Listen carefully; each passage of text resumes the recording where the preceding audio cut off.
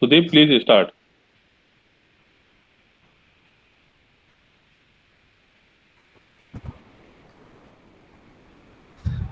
Good morning to all. I am Sudeep Sarwan, Assistant Professor, Department of Law, GGV, co-convener for this program webinar on nuances of mooting. One day webinar on nuisance of mooting is organized by Skill Development Cell and Department of Law. Professor Dr. Anjila Gupta, Honorable Vice Chancellor, GGV, Bilaspur. Professor Dr. Pratibha J. Mishra, Dean, School of Law, GGV, and Dr. Rohit Raja, Skill Development Cell, GGV, Bilaspur, Nodal Officer. Dr. Sagar Kumar Jaiswal, Assistant Professor and Head, Department of Law, GGV, and Dr. Ajay Singh, Assistant Professor, Department of Law, and faculty members and students.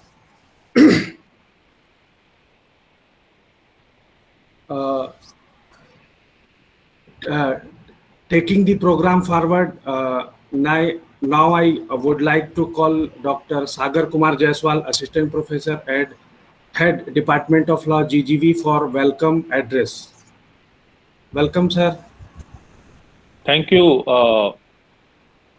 Sudeep sir, for giving me the podium to start and to welcome. So thank you, sir, and good morning to one and all present. Professor Dr. Anjila Gupta, our Vice Chancellor Madam and Chief Patron of this event, though she is not present with us, but her blessing is always with us. We know that.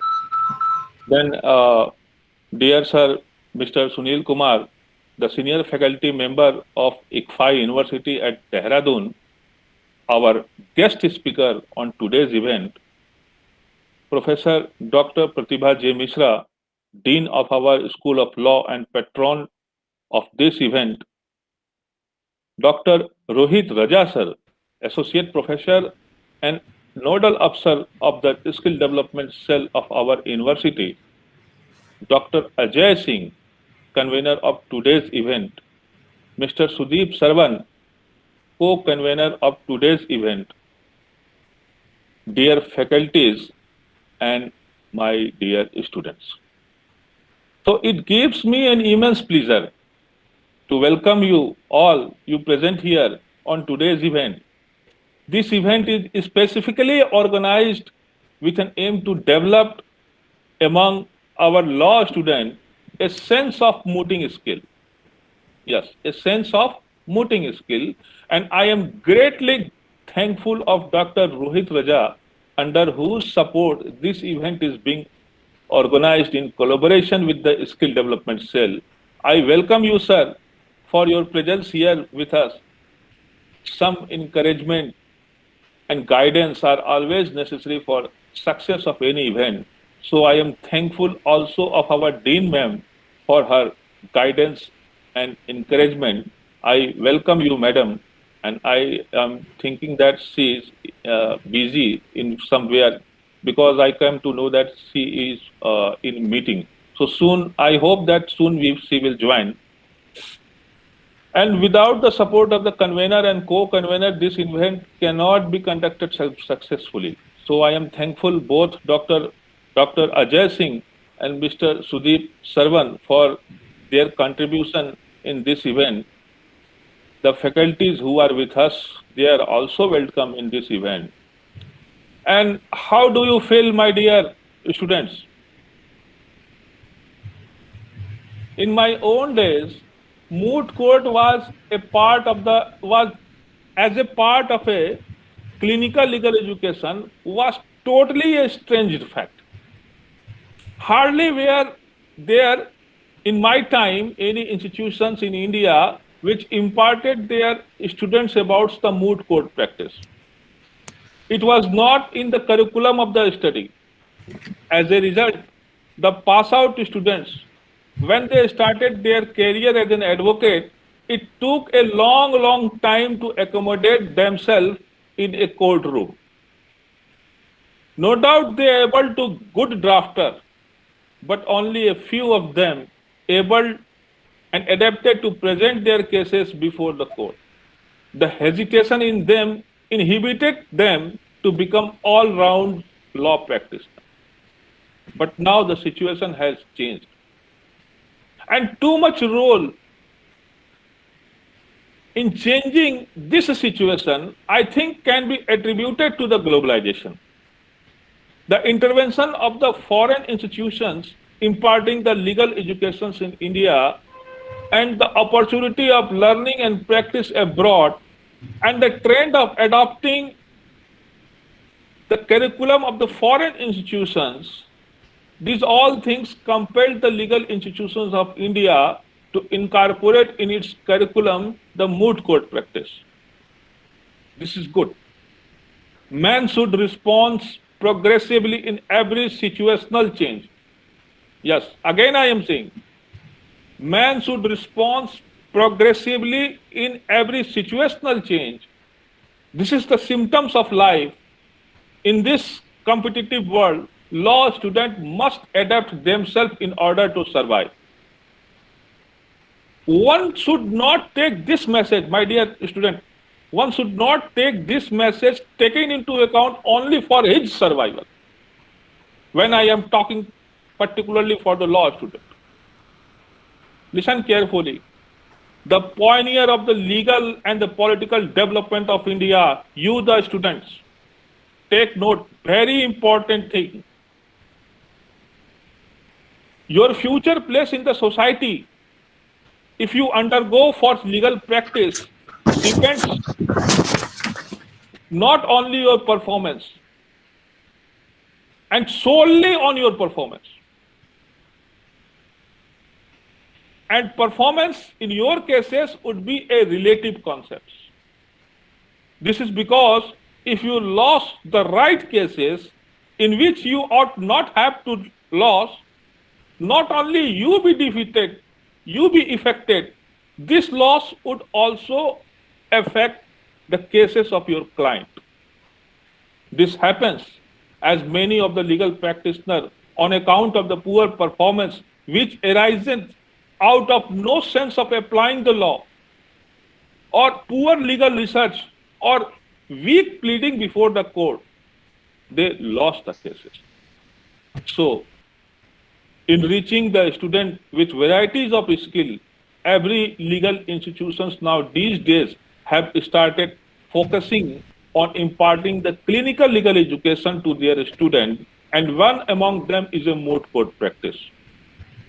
You are the student of only Central University in the state of the Chhattisgarh. The society among them, which include varieties of group of the journalists, judges, advocates, farmers, middle class persons, servicemen, etc. and etc., are very much hopeful of your performance. It is the expectation from both the bench and the bar in that they want competitive, efficient log of the aggressions from the legal institutions which could be able to serve the society in a changing legal order. Now, too much have been spoken by me, and I must not forget that I have with us our guest speaker, Mr. Sunil sir, who is the faculty from the ICFA University, Dehradun, in which I was used to be. I served there for 3 years. I would like to express my gratitude to Sunil sir, who have accepted our invitation to take a guest lecture on today's event. I, on behalf of the Department of Law, warmly welcome you, sir. Sir will explore the nuance of the meeting, and dear students, I am sure that you will feel enriched with the delivery of the Mr. Sunil sir after completion of this event. I welcome you once again to this event and hope that you will have a great time ahead. Thank you. With this, I call the co-convener, Mr. Sudeep Sarwar, to lead this business. Thank you, Dr. Sagar Kumar Jaiswal ji.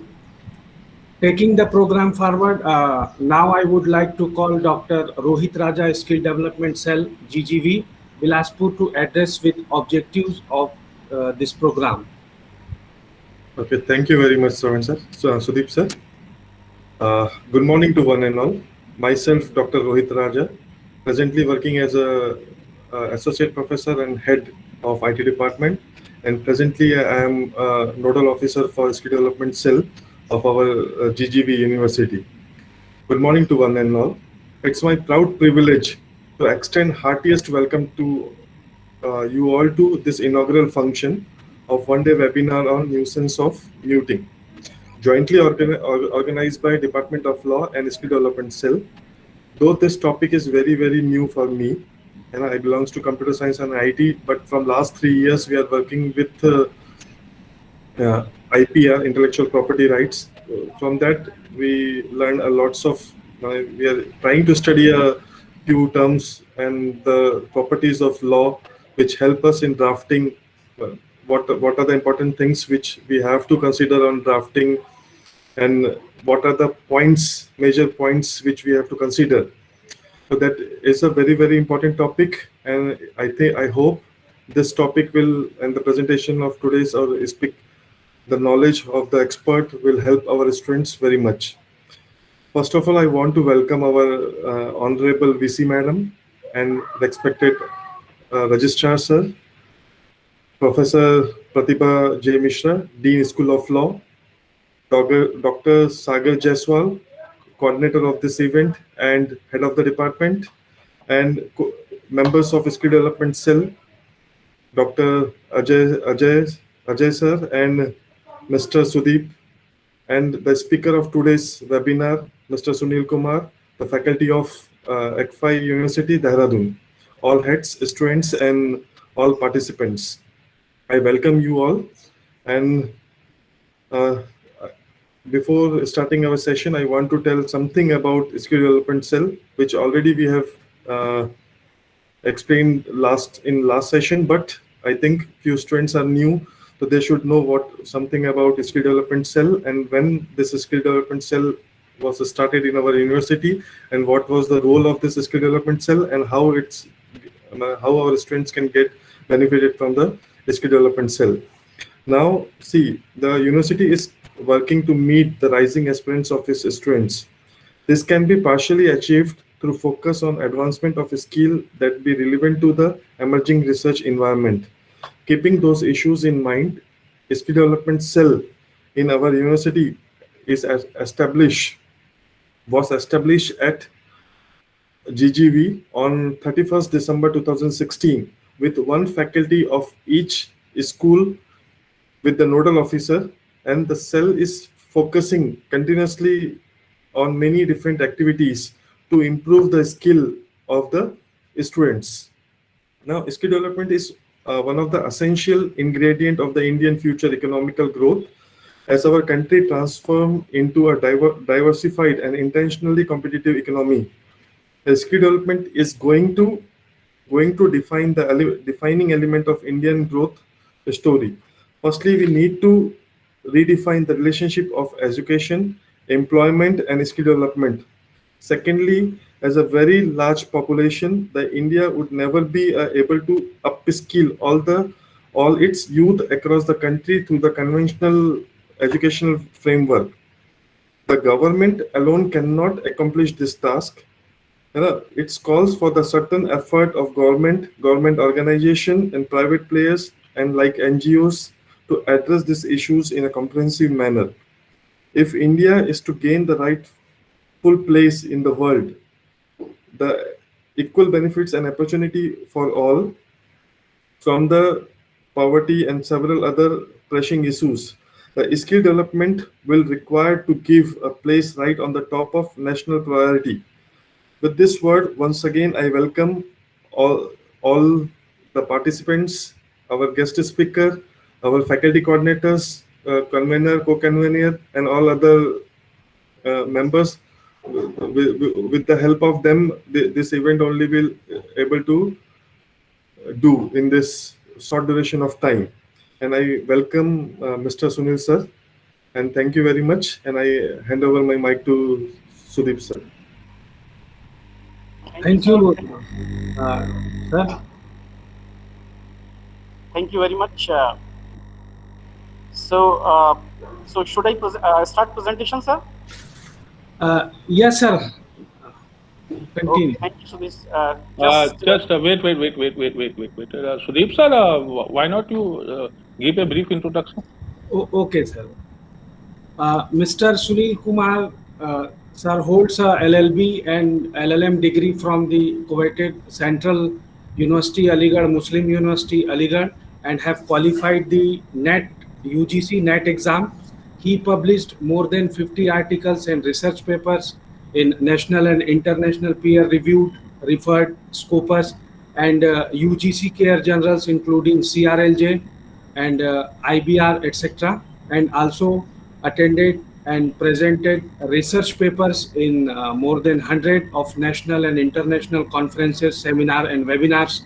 He has an experience of organizing 5 national moot court competitions, including 35th All India BCI Moot Court Competition 2019 in the capacity of moot court conveyor. He is holding the responsibility of moot court coordinator for last 7 years and trained thousands of people in the art of mooting. Other than this, he organized number of intra-moot court competitions and trial advocacy competitions, mediation competitions, essay writing competitions, debates, crime scene investigation competition, seminars, etc. In addition to this, he organized number of workshops on moot court, trial advocacy, mediation of crime scene investigation, etc. He also adjusts a number of national and international moot court and trial advocacy last 8 years and have organized more than 10 mega legal aid camps. Lastly, he is an excellent teacher and holds expertise in delivering lectures on criminal and procedural laws and also on scientific forensic evidences. So, taking the program forward, now I would like to call Mr. Sunil Kumar, Assistant Professor and Coordinator in charge of Legal Aid Cell of ICFI, Dehradun, for lecture on topic on nuances of mooting. Welcome, sir. Thank you, sir. Thank you, Sudeep sir, Rohit sir, and Sagar sir, for so many nice words. And sir, it's my privilege to deliver a lecture here at this one of the coveted universities, Central Universities of India. Without taking much time, now I think that I should start my presentation. Though the time allotted, I think, is not that much to justify this topic, that is nuances of mooting. So, by the permission of chair, should I start presentation? Yes. Okay, sir.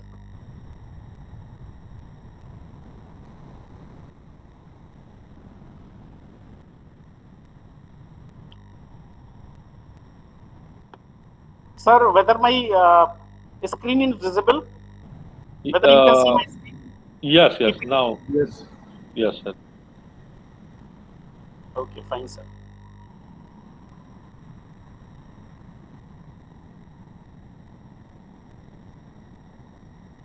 But I don't think that you can see my PPT. आपको PPT दिख रही है sir मेरी क्या? No, मेरा sir. presentation- No, sir. This is because आप दूसरा window जो है उसको वाला खोलिए सर, जिसमें पीपीटी वाला है.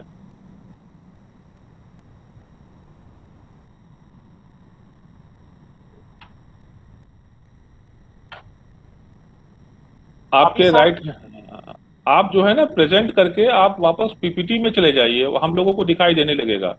अब डायरेक्ट पीपीटी में, हाँ अभी दिखाई दे रहा है sir. Now I think you can see. Yes. Okay, sir. So this is, as you can see, friends, this is the courtroom, and the topic of today's discussion is nuances of mooting. Before Going further, I think that it is pertinent to discuss this word nuances. What is nuances? Nuances means, in Hindi we called it barikiyan.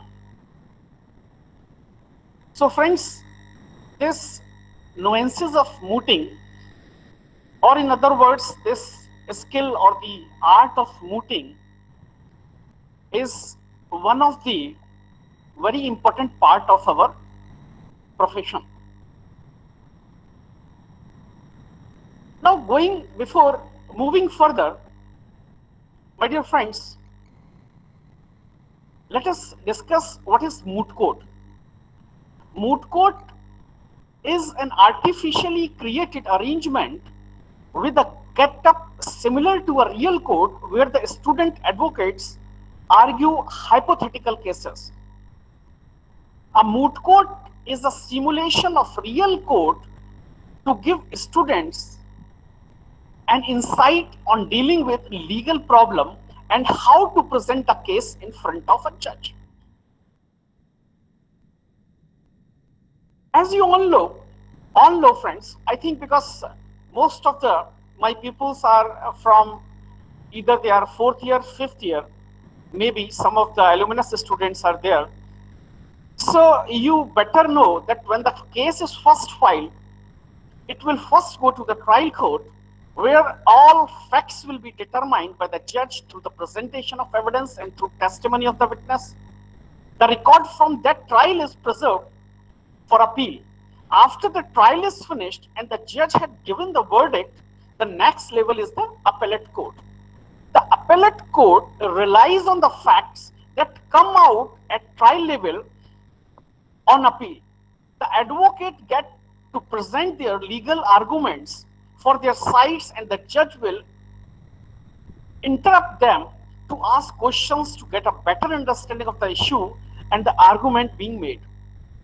So friends, proceedings in a courtroom follow a set pattern of conduct, right from attire to the language and the way we speak and behave follows some norms which are covered in this presentation. And since I have 21 years of experience in diverse fields of law, and nearly 8 years I have practiced in civil and criminal laws in different courts, so I think that I can explain you to understand those basics, those nuances of mooting. So to carry forward this discussion, there are 3 components or 3 important constituents that is organizing moot court. आप लोगों के यहाँ भी होगी जिसको बोलते हैं organising committee और moot court committee MCC. Then इसके लिए दूसरी चीज की जो जरूरत है, that is student advocates and the जजेस. The third thing, that is attire. That particular dress, that uniform that you are wearing, generally wearing in the courts.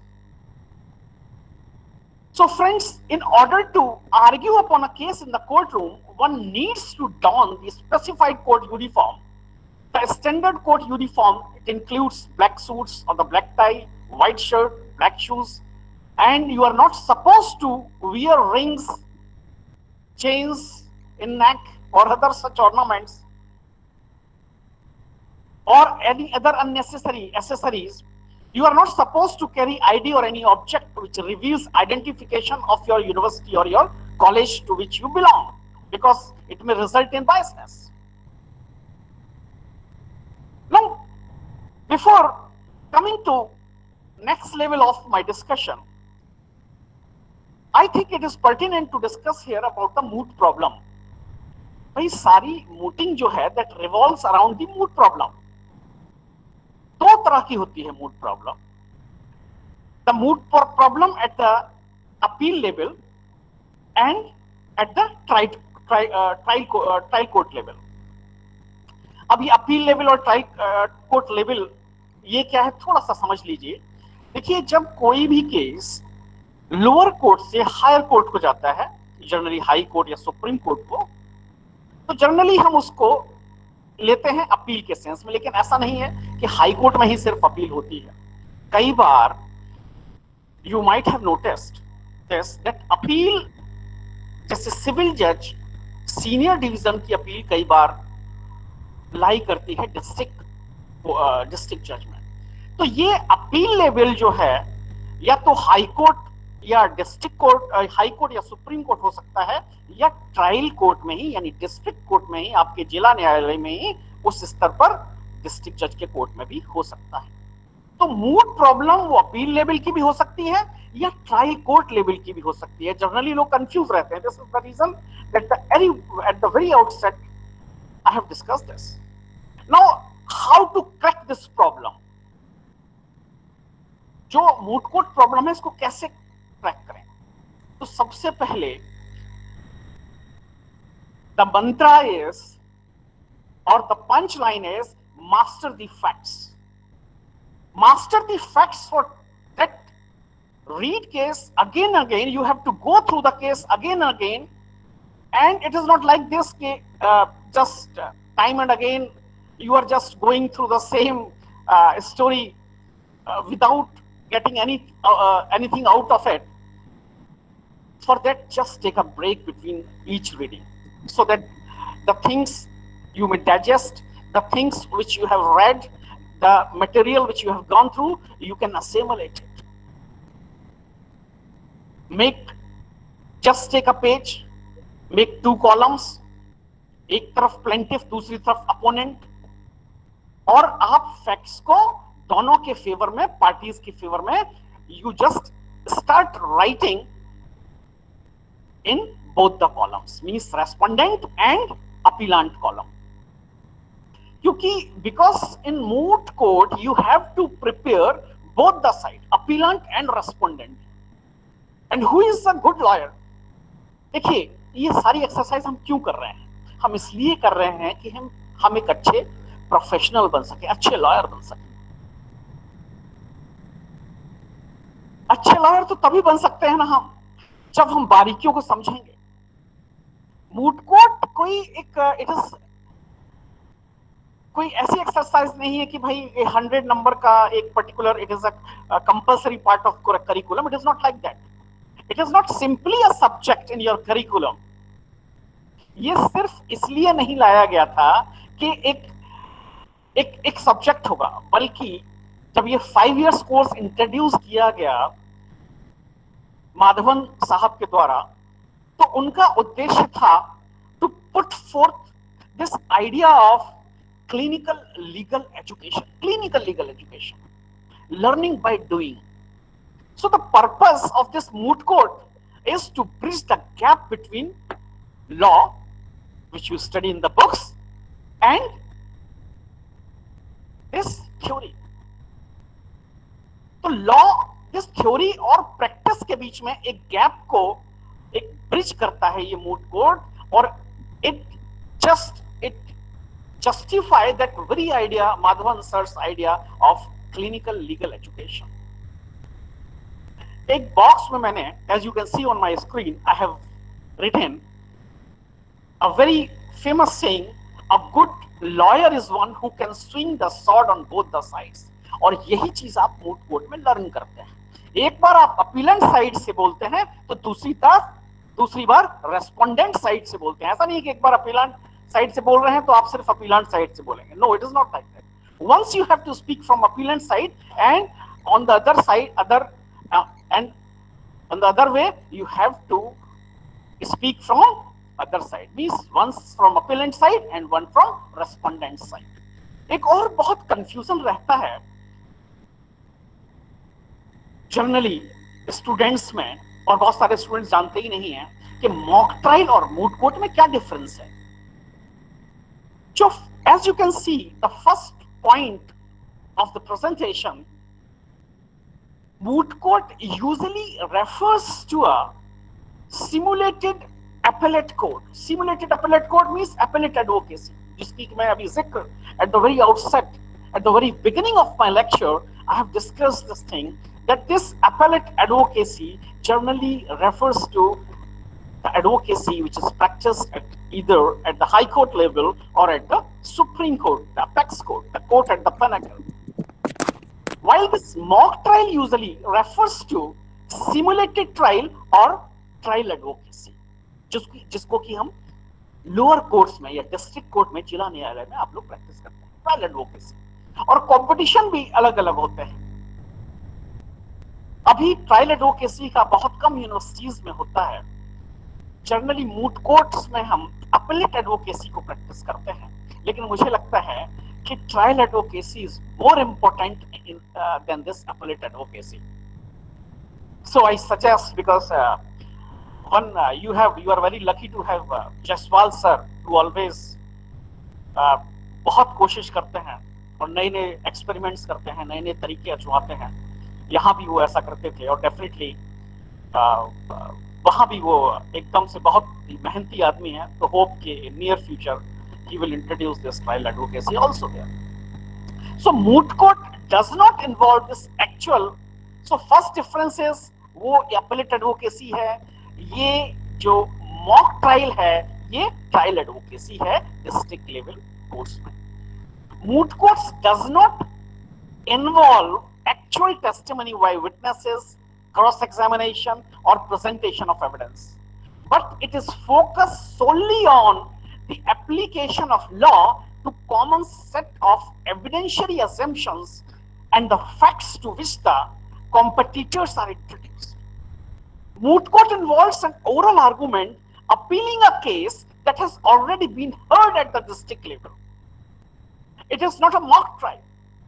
There is no witness and no objections, although the petitioner will have the opportunity to make a brief rebuttal. And my dear friend, it is not a debate. ये debate भी नहीं, debate से भिन्न है, debate से different है। Generally कहते हैं कि नहीं साहब ये जो मूट कोर्ट है ये डिबेट है। No, it is not a debate, it is different from debate. And lastly, the mock trial is actual trial which takes place before the trial court judge, even when there is hardly any possibility of an appellate argument can even be considered, complete with witnesses, exhibits to be entered into evidence, and the trial judge who will decide the final verdict. In moot trial, the attorneys or the advocates on both the sides are attempting to convince the judge or the bench comprised of judge or judges to decide as who is responsible or is not responsible, guilty and not guilty. There is also difference between domestic and international moot courts.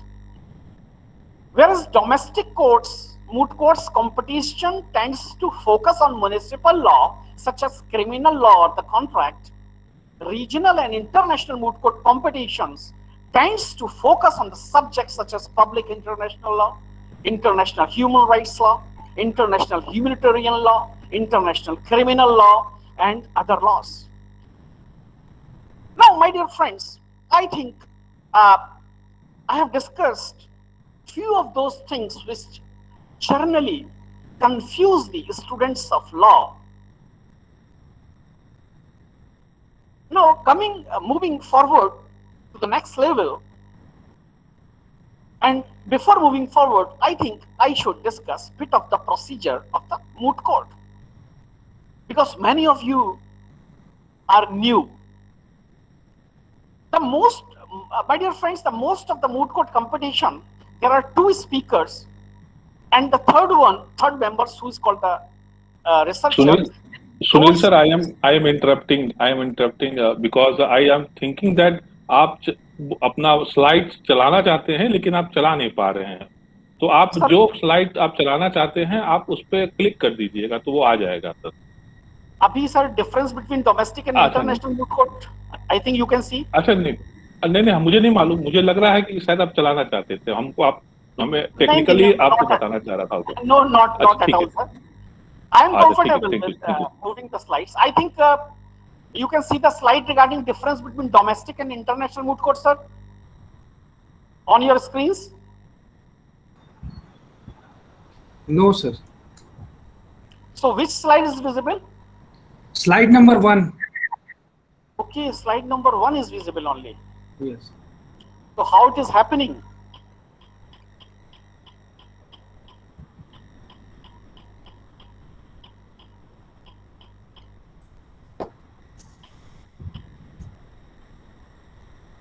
So how this is happening? Now you can see. Pupils, you can see this introduction? No, sir. No. Not at all. Ji. Okay, let me again start my presentation.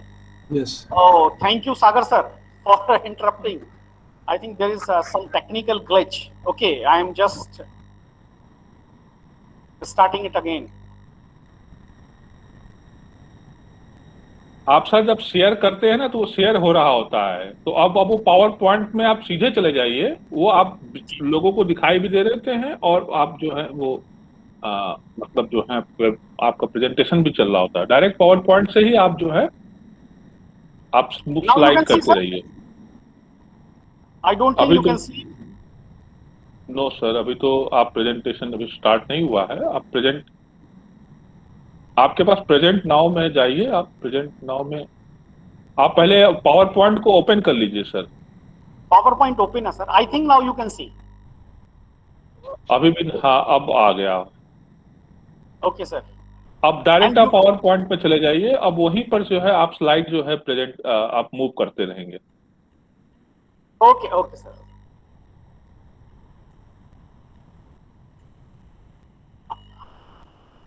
I think you can now see the slides. हाँ, अभी तो first slide ही देख पा रहा हूँ। आप सीधे power point में चले जाइए सर। बात नहीं समझे मैं क्या कह रहा हूँ। आप जो है जब शेयर आपको बता रहा है, अब जब आप सीधे पावर पॉइंट ओपन कीजिए। Sir, first of all, I have started present now. हाँ, विंडो पे गया मैं, और विंडो पर जाने के बाद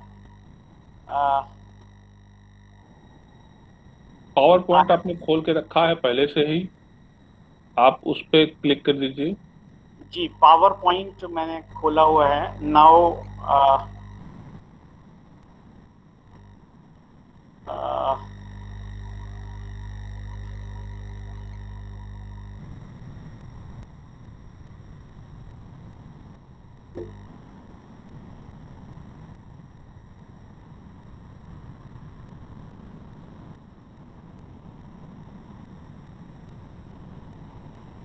जैसे आप प्रेजेंट कर रहे थे ना सर, वैसे आप पहले तो प्रेजेंट कीजिए ना, आप पहले, है ना। Okay sir, okay sir. Sir Google Meet में जो मतलब बॉटम में एक साइन होगा प्रेजेंट नाउ वाला, वो वाला भी क्लिक करना। Sir I M just doing that way only, but I don't know why, what is happening here, that एक विंडो को I am clicking it, then I have shared it. Now I think you can see the screen. Yes sir. अब And, आप जो है आप जो है आप इसको गूगल मीट जिसमें आप दिखाई दे रहे हैं, आप उसको मिनिमाइज कर दीजिए और पावर पॉइंट आप ओपन कर लीजिए।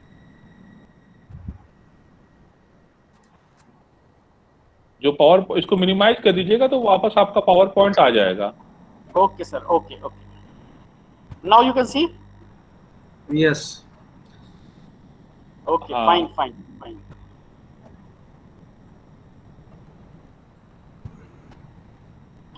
Now you can see the changing slides. नहीं No, देख sir. पा रहा हूँ सर। आप I don't- actually click second slide को क्लिक करिए सर एक बार। Second slide पर। Okay sir. जी। Okay, let me click on second slide. Yes. Sir, I have हाँ। clicked on second. Now you can अब see. आ गया। Yes. Yes sir, yes.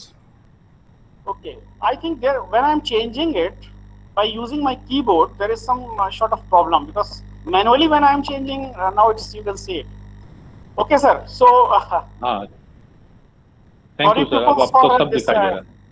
technical glitches, but Okay. we are bound to face these. Okay friends, so I was discussing this the procedural part, that how this procedure. Now you can see the slide. हाँ, आप इसको इलार्ज कर दीजिए sir, नीचे से zoom कर दीजिए, अभी 60% शो कर रहा है, इसको बड़ा कर सकते हैं। Okay sir, okay. Now you can see the attire. अभी Type आप of mood जूम profile? करेंगे, हाँ हाँ, वो तो आपका स्लाइड अब दिखा रहा है, सिग्निफिकेंस ऑफ मूड कोड बता रहा है। Okay sir, fine sir. चलिए ठीक है सर, कोई बात नहीं, आप सेंड कीजिए, हम लोगों को दिख रहा है sir. Okay sir. Thank you sir. So, friends, moving forward. Now, what is the significance of mood? भाई मूटिंग क्यों हम लोग, क्यों जरूरी है हमारे लिए मूटिंग? हम लोग क्यों मूटिंग जो है, why we perform, why we have these mood codes and why we perform this exercise in our institutions? My dear friends, the participation in mood is essential, for it must, for all associated with the study of law, whether you want to be a lawyer, a teacher, a judge, a corporate lawyer, or a legal advisor. Why everybody should participate? Why everybody should participate? Because your success as a law professional, friends, depends upon following 4 factors. First of all, your capacity to comprehend the problems on a given set of facts and cull out legal issues involved. Whenever, देखिए, कोई भी जब case आपके सामने आता है तो आपको सबसे पहले इश्यूज उसमें से निकालने होते हैं। आपने, अगर आप लॉ ऑफ एविडेंस पढ़ चुके होंगे, सेक्शन 3 में फैक्ट एंड इशू दिए गए हैं, या जो लोग इंटर्नशिप या कभी आप कोर्स गए हों और आपने कभी फाइल्स देखी हो, सबसे पहले इश्यूज कैसे फ्रेम होते हैं? Because this is the capacity to comprehend the problem on the given sets of form and to bring out those legal issues, the issues which are involved. Second thing, तो ये जो आपकी capacity है कि कैसे हम उसमें से इश्यूज, क्या इश्यूज हैं जिन पर की बहस की जाए तो हम एक हमें जो है जस्टिस, हमें न्याय मिल सके. Second thing is knowledge of existing provisions of law applicable on those legal issues. Knowledge of existing provisions of law applicable on those legal issues. अब भाई जब आप issues आ गए तो how you will prove or disprove this? How you will go for or against that motion? कैसे होगा? तो उसके लिए आपको लॉ पढ़ना पड़ेगा. लॉ कैसे पढ़ना चाहिए और कितना एप्लीकेबल होगा, कैसे इंटरप्रेट होगा, ये आपको यहां पर आपके दौरान study, during your studies only, you come to know through this practice of mooting. Third thing is it enhances your capability to apply law on those facts to solve the legal problem. आप law तो जानते हैं लेकिन आप यही नहीं जानते कि इसको अप्लाई कैसे किया जाएगा. मैं अपने स्टूडेंट्स में generally, because I have been the teacher of the procedural law, तो मैं जनरली देखता हूं कि students do not know how to apply law, how to apply the procedure on the given problem.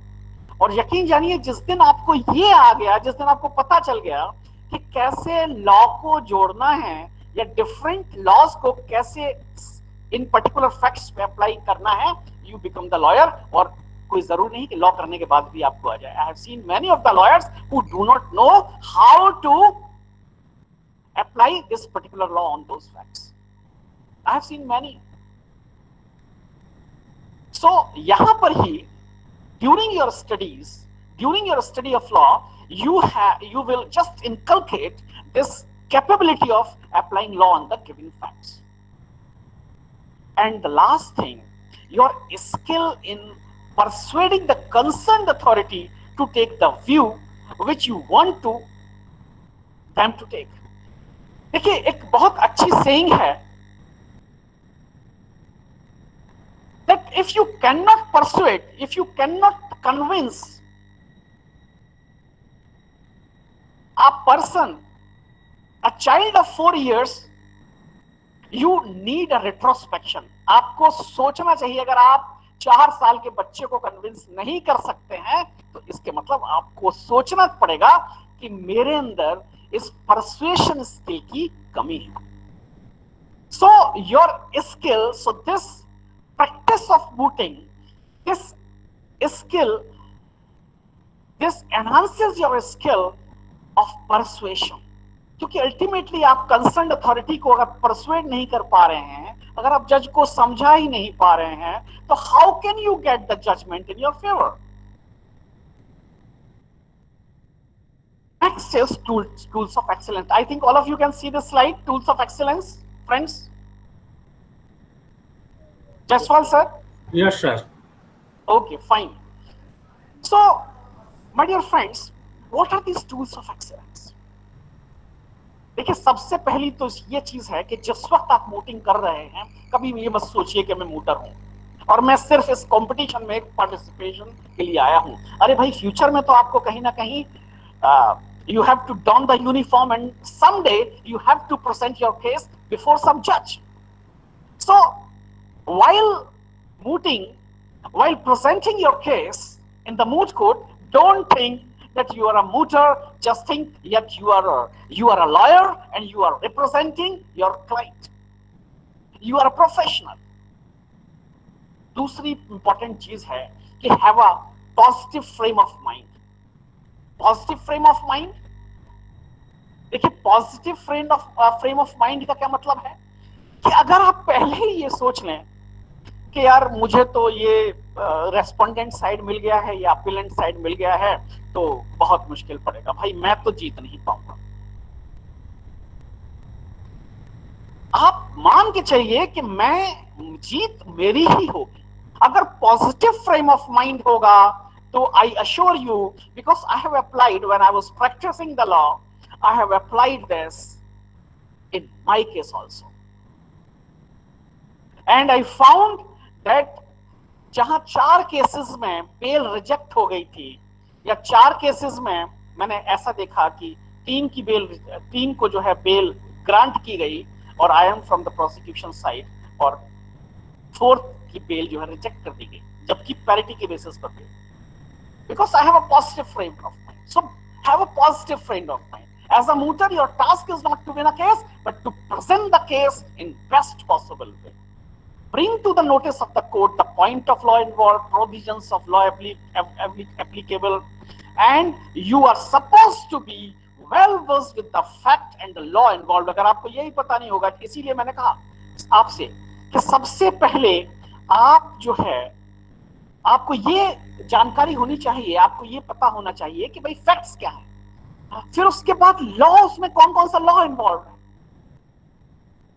आप वो लॉ जो particular set of facts पर apply नहीं हो रही है, if you have gone through that law, it is of no use.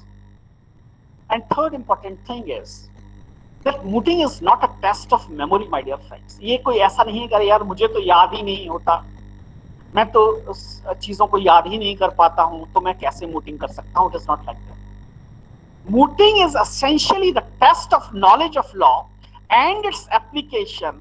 It's your argumentative skills, कि आप कैसे आर्ग्यू कर रहे हैं, and how much persuasive skill, जैसा जो मैंने अभी बताया कि अगर आप कन्विंस नहीं कर पा रहे हैं 4 साल के बच्चे को भी, तो आपको सोचना पड़ेगा. You have to retrospect that you are lacking this particular sort of skill. The thing is, my dear friends, कि जैसा मैंने पहले बताया कि भाई ये डिबेट नहीं है, ये कोई लेक्चर टॉक नहीं है, but you are in direct communication with the judges and they can interrupt you at any moment, asking you whatever questions you think fit. वो कभी भी आपको इंटरप्ट कर सकता है, कभी भी कोई क्वेश्चन पूछ सकता है. इसलिए ट्राई टू डेवलप ऑडिटोरियल स्किल्स. और ये कैसे आएगी? ये आएगी कांस्टेंट प्रैक्टिस से. अरे आपने बहुत सारे, हमारे यहाँ कहावत है, because sometimes I am using my mother tongue, because I think that is the best way to make the things understand. वो एक सुना होगा, करत करत अभ्यास के जड़मत होत सुजान, बहुत कहावत है, बहुत फेमस है. So the constant practice, or in other words, we can say that the practice makes the man perfect. तो जब आप लगातार प्रैक्टिस करेंगे, और इसीलिए आपको लगातार मूटिंग कराई जाती है, इसीलिए आप बाहर आप नेशनल्स में आप इसलिए मत जाइए कि मैं बस भाई हर एक बार में जीत के ही आऊंगा, मैं फर्स्ट ही ट्रॉफी लेके आऊंगा। अरे भाई, आपका ये जो ऑर्गेनाइज की जाती हैं, मैं अपने स्टूडेंट्स से भी हमेशा यही कहता हूं कि भाई ये इसलिए नहीं जा रहे हैं आप इसलिए जा रहे हैं, आप सीख रहे हैं, you are in the process of learning. So participate more and more in events which are organised by the different universities, different colleges. आप जाइए, पार्टिसिपेट कीजिए, प्रैक्टिस कीजिए। दूसरी इंपॉर्टेंट एस्पेक्ट एक ये है कि आपको ध्यान रखना है while mooting कि what is your behavior towards the court, भाई वो बड़ा pleasing होना चाहिए। That behavior should be very respectful and pleasing, और आपको बहुत properly और smartly dress होना पड़ेगा। I remember, because my father was also a lawyer, one thing I always remember, उन्होंने कहा कि जैसे ही आप कोर्ट में अपीयर होइए, आप उसकी आंखों में उतर जाइए, और जैसे बोलना शुरू कीजिए आप जज के दिल में उतर जाइए।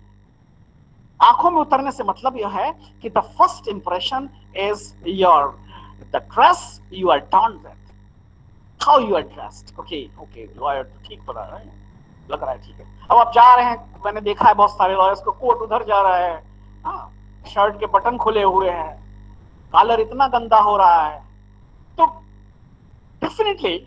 अच्छा एक बात बताइए, if I would have appeared like this only, कि मैं एक गंदी सी एक शर्ट पहनकर दाढ़ी बढ़ी हुई होती और मैं यहाँ बैठ जाता, तो what would have your first impression? अरे यार कहाँ से पता नहीं क्या बोले। ये बात और है कि if I would have been delivered a good lecture, लेकिन पहला इंप्रेशन तो खराब हो गया, और कहा जाता है first impression is the last impression. So dress up yourself smartly. दूसरी चीज, डोंट बी एग्रेसिव। मैंने देखा है कि कोर्ट्स में आर्ग्यू करते करते एग्रेसिव हो जाते हैं, चिल्लाने लगते हैं, ऐसा लगता है कि अभी जज को उतार के नीचे ले आएंगे। This should not B, this should not happen. आप अपनी वॉइस को मॉडरेट कीजिए, इस पेस पे रखिए कि जज को कहीं ये फील ना हो कि आप उसको ओवर पावर करने की कोशिश कर रहे हैं। कई बार जजेस इरिटेट हो जाते हैं when you start shouting, when you start arguing in a very aggressive manner.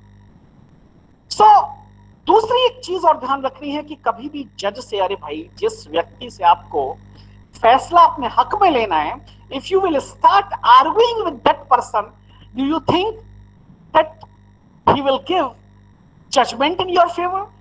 Definitely not, because you have prejudiced him somewhere. और कोई भी जब जज सवाल करता है तो before giving the reply, take some time, take your time, just think, okay, and then answer. ऐसा नहीं, because my dear friends, this law, remember, this law is the game of words. Law is the game of words. Law जो है वो शब्दों का खेल है, lawyer का काम है शब्दों से खेलना। So you must learn the art of expressing your disagreement with the judges. अगर आप जज के किसी भी बात से डिसएग्री भी हैं, तो आपको ये आर्ट आनी चाहिए कि कैसे आप in just a submissive manner, in a very pleasing manner, in a respectfully, कैसे आप अपनी बात को जज के सामने रखें और अच्छा इंप्रेशन पड़े। कुछ ऐसी चीजें हैं मूट कोर्ट प्रैक्टिस और प्रोसीजर के बारे में, जैसे कौन सी प्रॉब्लम आपको मूट प्रॉब्लम किस नेचर की दी जा रही है। Generally moot problems are based on decided cases, जो केसेस डिसाइडेड हो चुके हैं, या already the cases which are pending in some appellate court, इधर हाई कोर्ट और द सुप्रीम कोर्ट। तो जो बहुत लीडिंग केसेस होते हैं which are pending, generally moot problems उन्हीं पर बेस्ड होती हैं। It may and that problem may be based on any of the law, किसी भी ब्रांच पर लॉ हो सकती है, वो आपका कॉन्ट्रैक्ट से हो सकती है, वो आपकी क्रिमिनल लॉ से हो सकती है, और any other civil law. So the problem of moot court is, इसलिए जो है ड्राफ्ट करते वक्त हमेशा प्रॉब्लम को ये ध्यान रखना चाहिए कि किसी भी साइड से आर्ग्यू करे लॉयर, किसी भी साइड से मूटर आर्ग्यू करे, वेदर फ्रॉम रेस्पोंडेंट साइड और द अपीलेंट साइड, बैलेंस बना रहे। कई प्रॉब्लम्स मैंने देखा है कि अगर मान लीजिए आप अपीलांट साइड से कर रहे हैं तब तो बहुत अच्छा है, और if you are respondent side से कर रहे हैं तो पता लगा आप धाराशाही हो गए। तो ये बैलेंस होना चाहिए प्रॉब्लम्स में।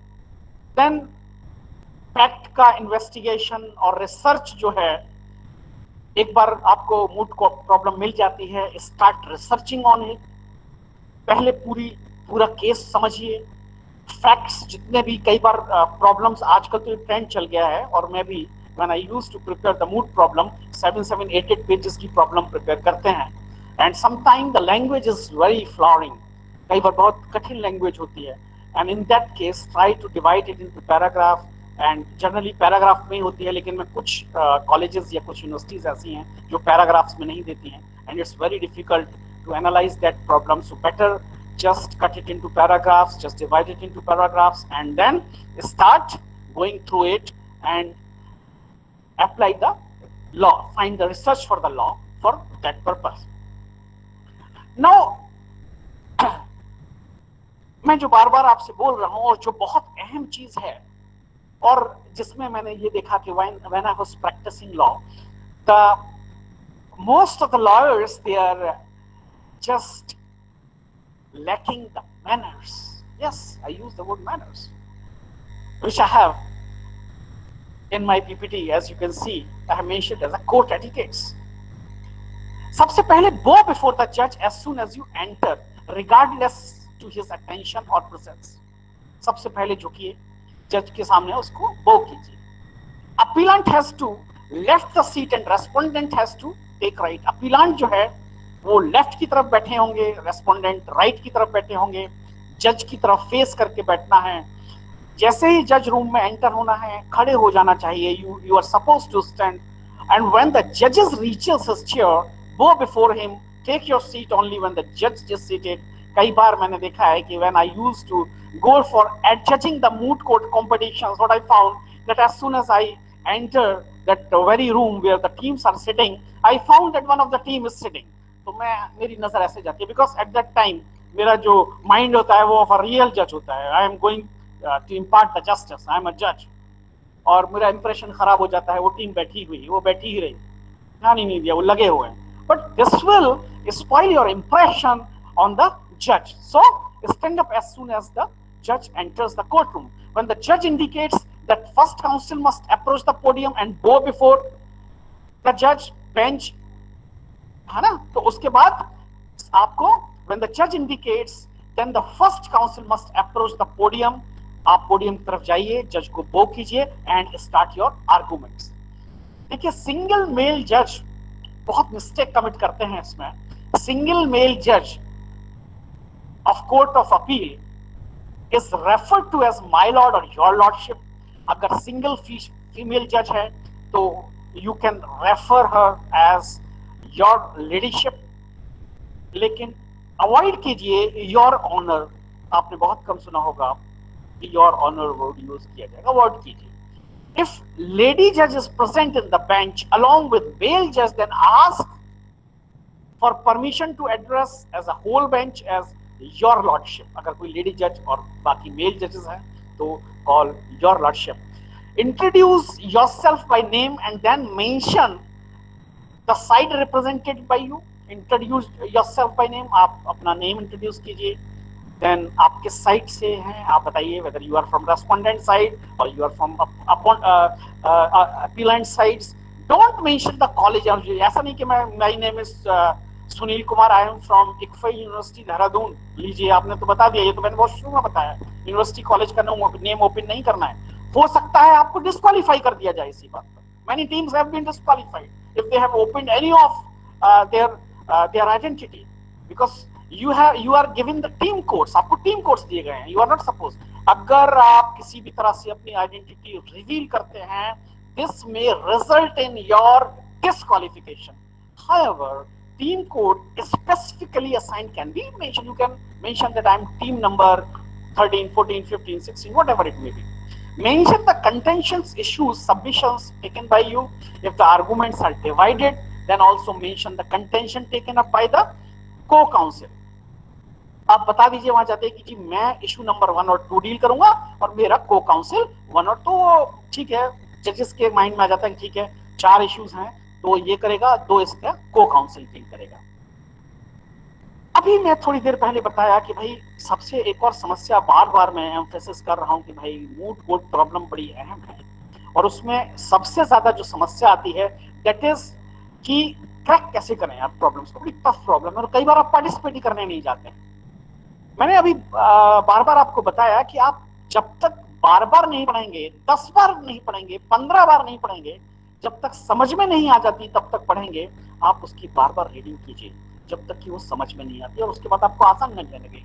होता कुछ नहीं है, प्रॉब्लम में जो मेन चीज होती है, इश्यूज होते हैं, वो सिर्फ आपको निकालना है, और वो तभी पॉसिबल है when you will be able to, आप जब उसको पूरी तरह से समझ जाएंगे, समस्या को समझ जाएंगे, तभी तो आप उसके इश्यूज को, जो इश्यू इन्वॉल्व है वो निकाल पाएंगे। देन आपको दोनों तरफ से प्रिपेयर करना चाहिए और बराबर प्रिपेयर करना चाहिए, चाहे वो रेस्पोंडेंट और चाहे अपीलेंट। इसी तरह से लॉ को भी मास्टर करना पड़ेगा। Not only facts but you have to master the law also. ऐसा नहीं कि फर्स्ट फैक्ट्स पढ़ के चले गए और पता ही नहीं है कि इसमें लॉ इन्वॉल्व कौन सा है। वहां उन्होंने जुरिसडिक्शन क्लॉज पर कुछ पूछ दिया, आपको पता ही नहीं है इसके अलावा कि जुरिसडिक्शन कहां पर है इसका। अगर मान लीजिए क्रिमिनल जुरिसडिक्शन है तो कॉन्स्टिट्यूशन के किस आर्टिकल में होगा। अगर कई आर्टिकल्स में जुरिसडिक्शन है तो which article you are applying and why you are applying this particular, या कोई पर्टिकुलर लॉ इन्वॉल्व है तो आप क्यों अप्लाई कर रहे हैं, what are the ingredients of that particular law. अगर आपको इंग्रेडिएंट्स नहीं पता है, मान लीजिए थेफ्ट पर अगर कोई बेस था तो आपको पता ही नहीं है कि थेफ्ट के 5 इंग्रेडिएंट हैं कि भाई प्रॉपर्टी मूवेबल होनी चाहिए, डिसऑनेस्ट इंटेंशन होना चाहिए, the property should move from one person to another person. ये सारी चीजें अगर आपको नहीं पता है तो फिर you can not do justice with the problem.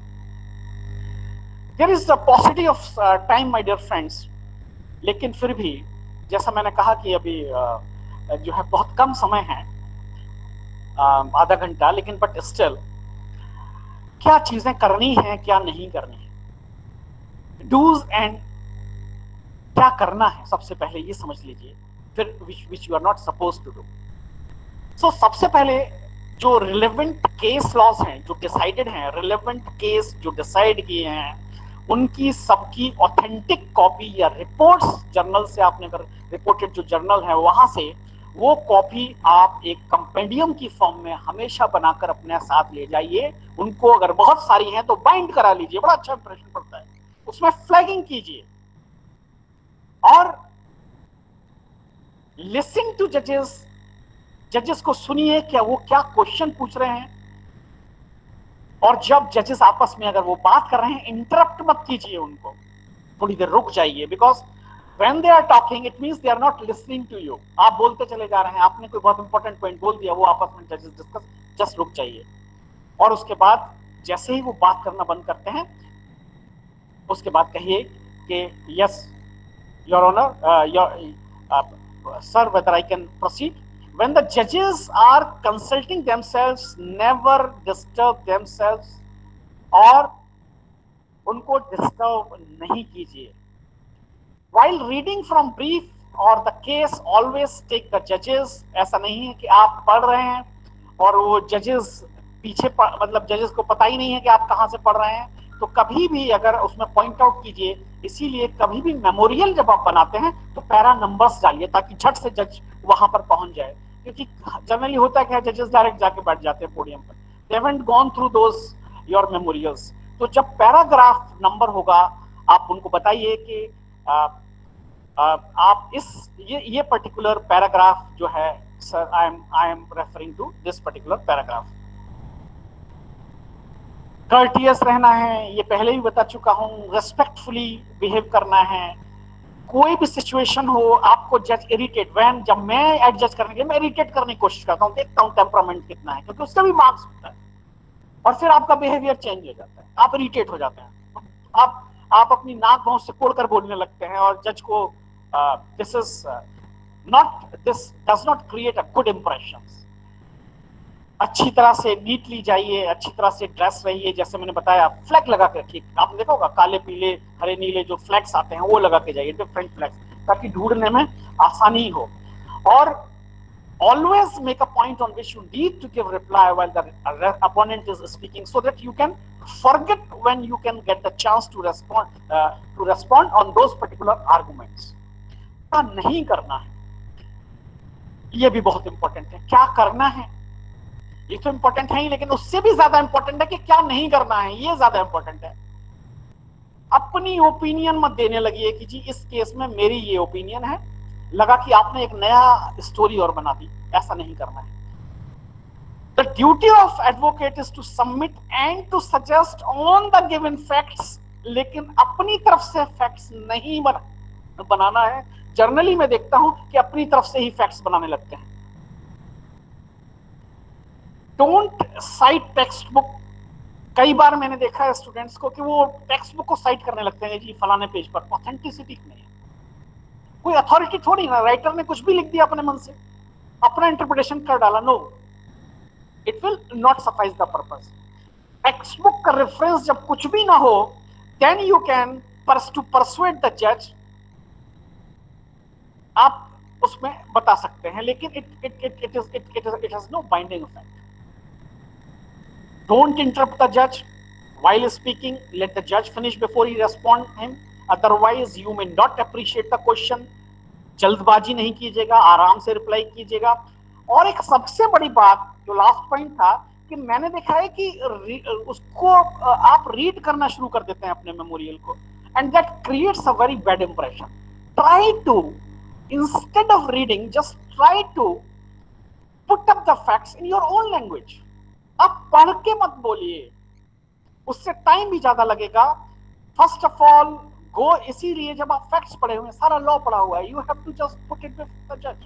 So don't go through as such memorials, but instead आप अपनी लैंग्वेज में शॉर्ट में उसको बताइए. देन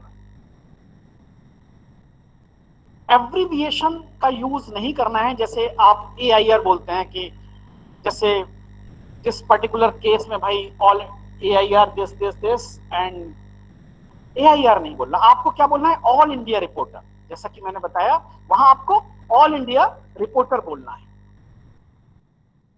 देन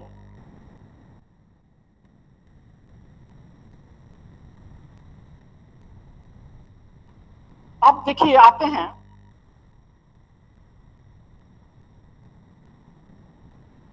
क्या क्या प्रेफरेबल जो हैं. कुछ डूज और डोंट्स भी हैं, ये भी डिस्कस कर लेते हैं. Because the paucity of time, it is very difficult for me to decide that what to speak and what not to speak. But still my dear friends, कुछ ये खास कुछ ऐसी चीजें थी जो मैं आपके लिए लाया था, जो हमें हमेशा ध्यान रखना चाहिए. एक और चीज में जो यहाँ पर आप शॉर्ट में बताता चाहूंगा आपको कि कभी भी दोस्तों के साथ टीम बनाकर मत जाइएगा. जनरली स्टूडेंट्स को मैंने देखा है, और यही रीजन रहता है ना विन करने का. ये मेरे यहाँ भी यही समस्या है कि आपने अपने 2 दोस्त चूज कर लीजिए और टीम बनाकर आप पार्टिसिपेट करने के लिए कहीं भी नेशनल इवेंट में चले गए और धाराशायी होकर वापस आ गए. Never do that. जो भी बेस्ट है वो वहां चूज कीजिए, वहां से आप अपनी टीम को चूज कीजिए. देन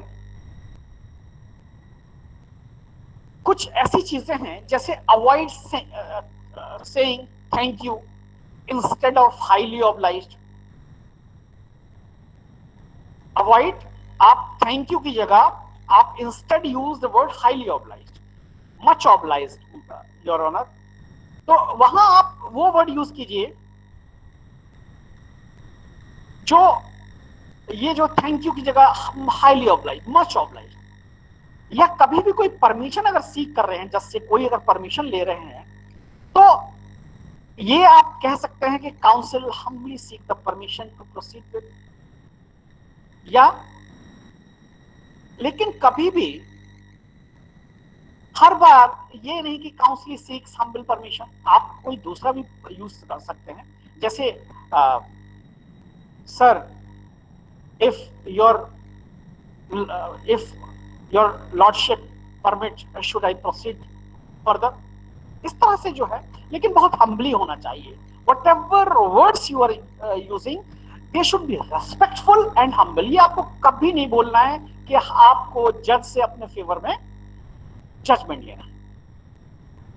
कभी मत कहिए, ये बहुत एक बहुत रूखा सा व्यवहार लगता है, मे आई कैरी ऑन, बहुत रूखा हो जाता है। मैंने कहा बी कर्टियस, थोड़ा कर्टियस रहिए। और कभी भी जो स्लैंग्स यूज करते हैं या okay all right, don't use this, impression बहुत खराब पड़ता है when you are using such slangs. Now तो प्रेफरेबल सल्यूटेशंस हैं, जैसे may it please your lordship, with the due permission of your lordship, the counsel seeks the permission. ये words आपको generally जो है यूज करने चाहिए। और कभी भी अपनी बैक जो है वो कोर्ट्स को नहीं दिखानी चाहिए। और जब आप अपने को काउंसिल को बुलाएं, यानी कि जब एक एडवोकेट आर्ग्यू करेगा, दूसरा आपका को काउंसिल आएगा, when the first counsel finish, then he should as to permit to call his co-counsel for further to carry the arguments further। तो जो phrase जो यूज करना है आपको, the phrase you are required is required to be used as the counsel humbly seek permission to call upon co-counsel who will be dealing with who will be dealing with issue number 2 and 3। जैसा मैंने पहले बताया कि 2 issue में मैं deal कर रहा हूं, 2 co-counsel डील कर रहा है। तो the counsel humbly seeks the permission to call upon the co-counsel who will be dealing or to continuing with issue number 2 and 3 with my co-counsel। आप words different हो सकते हैं, but be courteous। When the permission is granted, आप जब आपको जज बोलेगा कि yes you may, yes permission granted, then आप झुकिए कोर्ट के सामने एंड टेक योर सीट। आप जाइए, इज्जत के साथ बैठ जाइए। रिसर्चर के लिए टिप्स मैं यहाँ नहीं दूंगा, क्योंकि रिसर्चर बेसिकली बहुत ज्यादा उसका काम नहीं होता है। ओरलिस्ट कहते हैं उन लोगों को जो आपने देखा होगा कोर्ट्स में, जो चिट एक से जो आपकी चिट जो है एक टीम से जो पोडियम तक पहुंचाते हैं, यानी कि आपका जो टीम मेंबर तक जो चिट्स वगैरह या जो डिफरेंट लॉज वगैरह हैं, जो मटेरियल है, रिसर्च मटेरियल जो पहुंचाता है रिसर्चर से स्पीकर तक, वो जो है ओरलिस्ट कहलाते हैं। तो उनको भी कुछ चीजें हैं, but I would not discuss this due to possibility of time. मैं जो ऑर्गेनाइजर्स हैं उनसे कहूंगा कि कभी एक वर्कशॉप रखिए, so that I can in an elaborate manner I can discuss these things regarding judges and oralists, because most of you don't have this opportunity to be judge, you are still students। तो ये यहाँ पर बहुत important नहीं है। Next is कि जब कुर्सी से उठ रहा है, मैंने ये देखा है, महसूस किया है कई बार कोर्ट में, as a judge leaves the chair, get up and go before him। जज खड़ा हो जाता है and you are sitting there। This is disrespect to the court।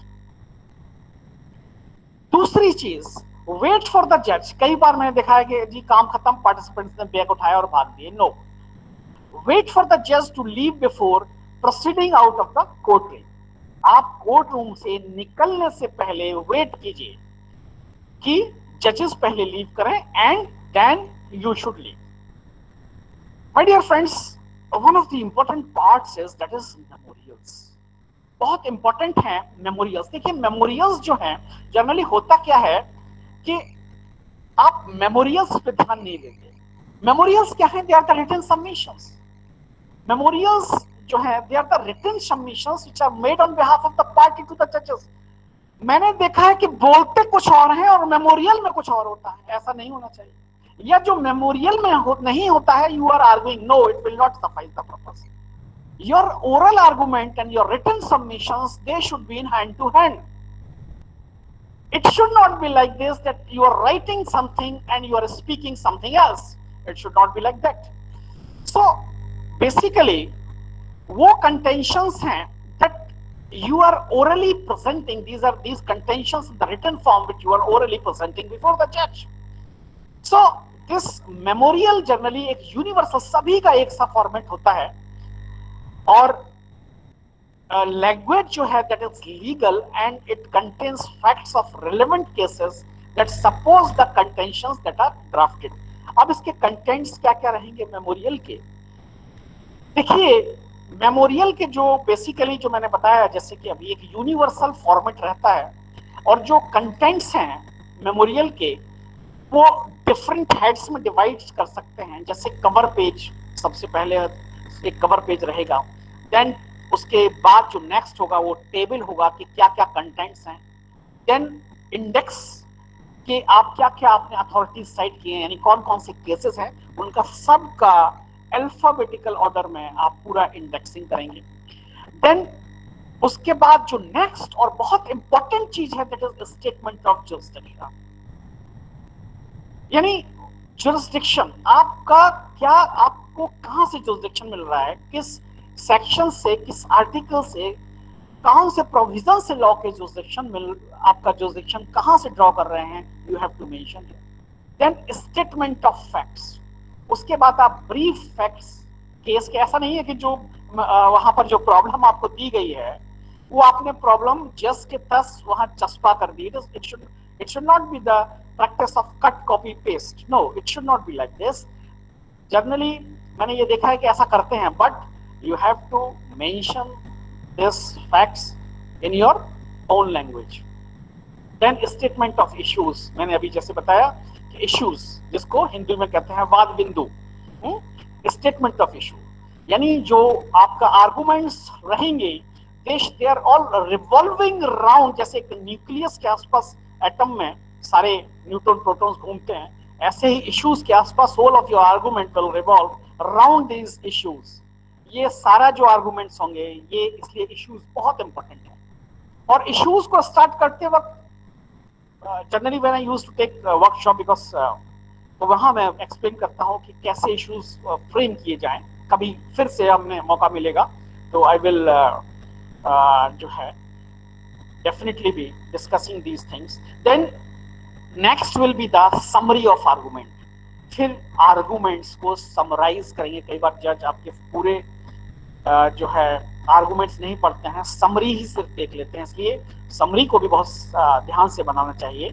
Then summary of the arguments, उसके बाद detailed में arguments advanced, वो आपका details में रहते हैं argument advanced।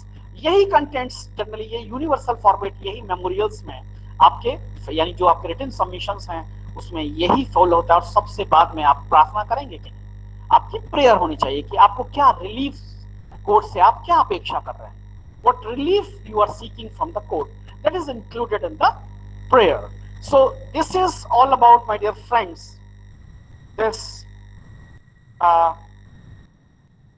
art of mooting or the nuances of mooting. So with this I end this lecture.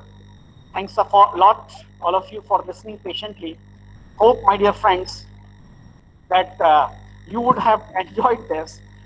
Though this time is, I think, is not sufficient to justify, but still I have tried my level best and I have tried my level best to deliver whatever poor knowledge of law or that I have gained out of experience of my practice and in academics.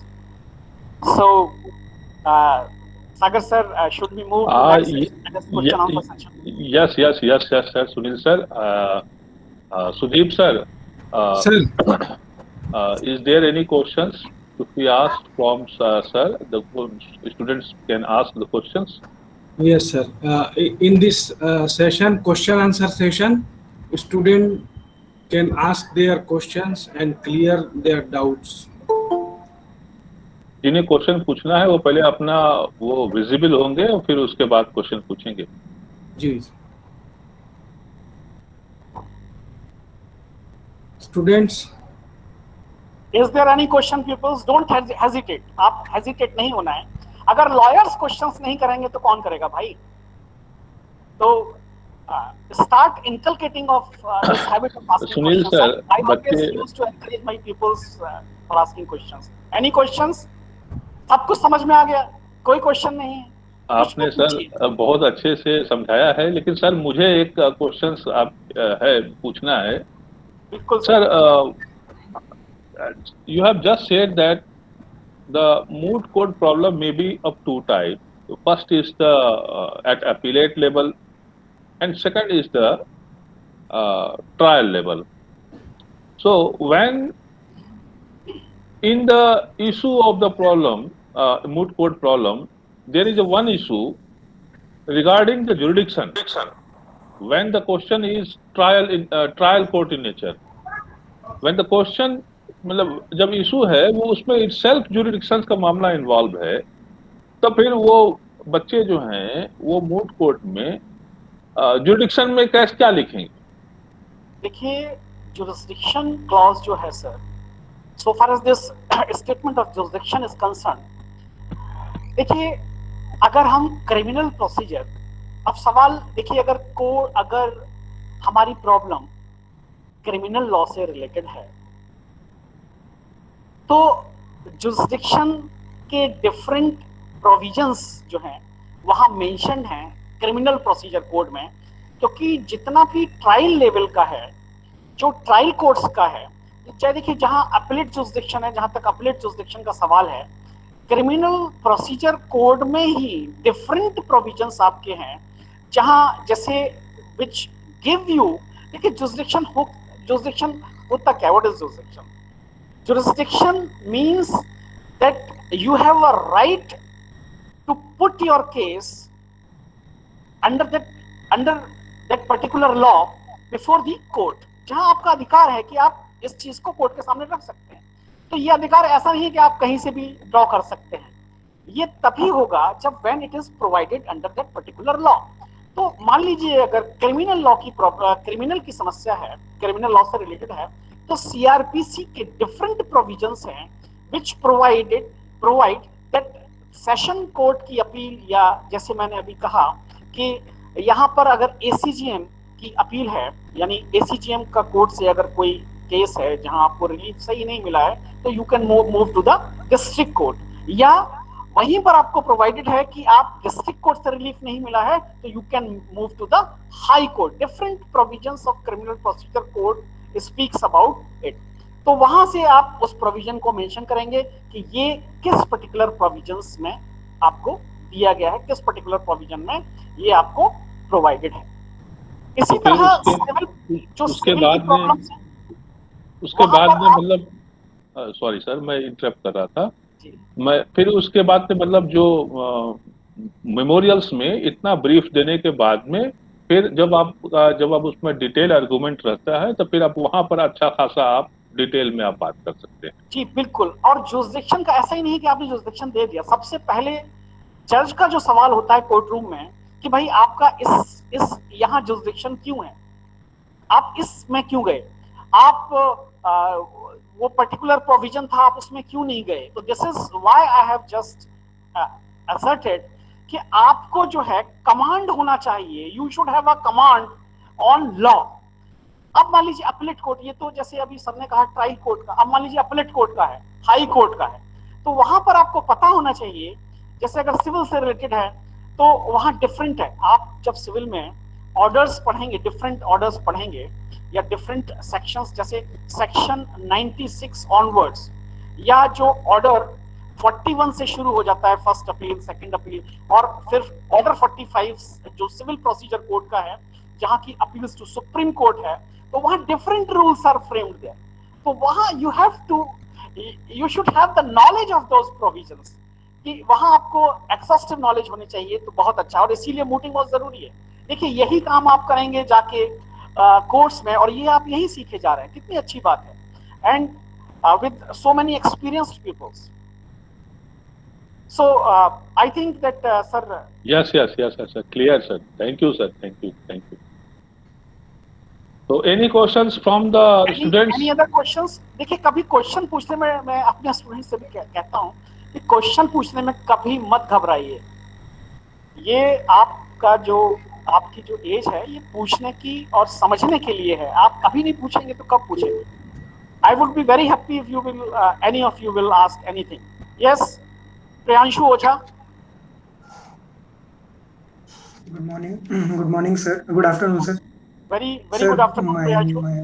My name is Priyanshu Oja from BLLB second semester.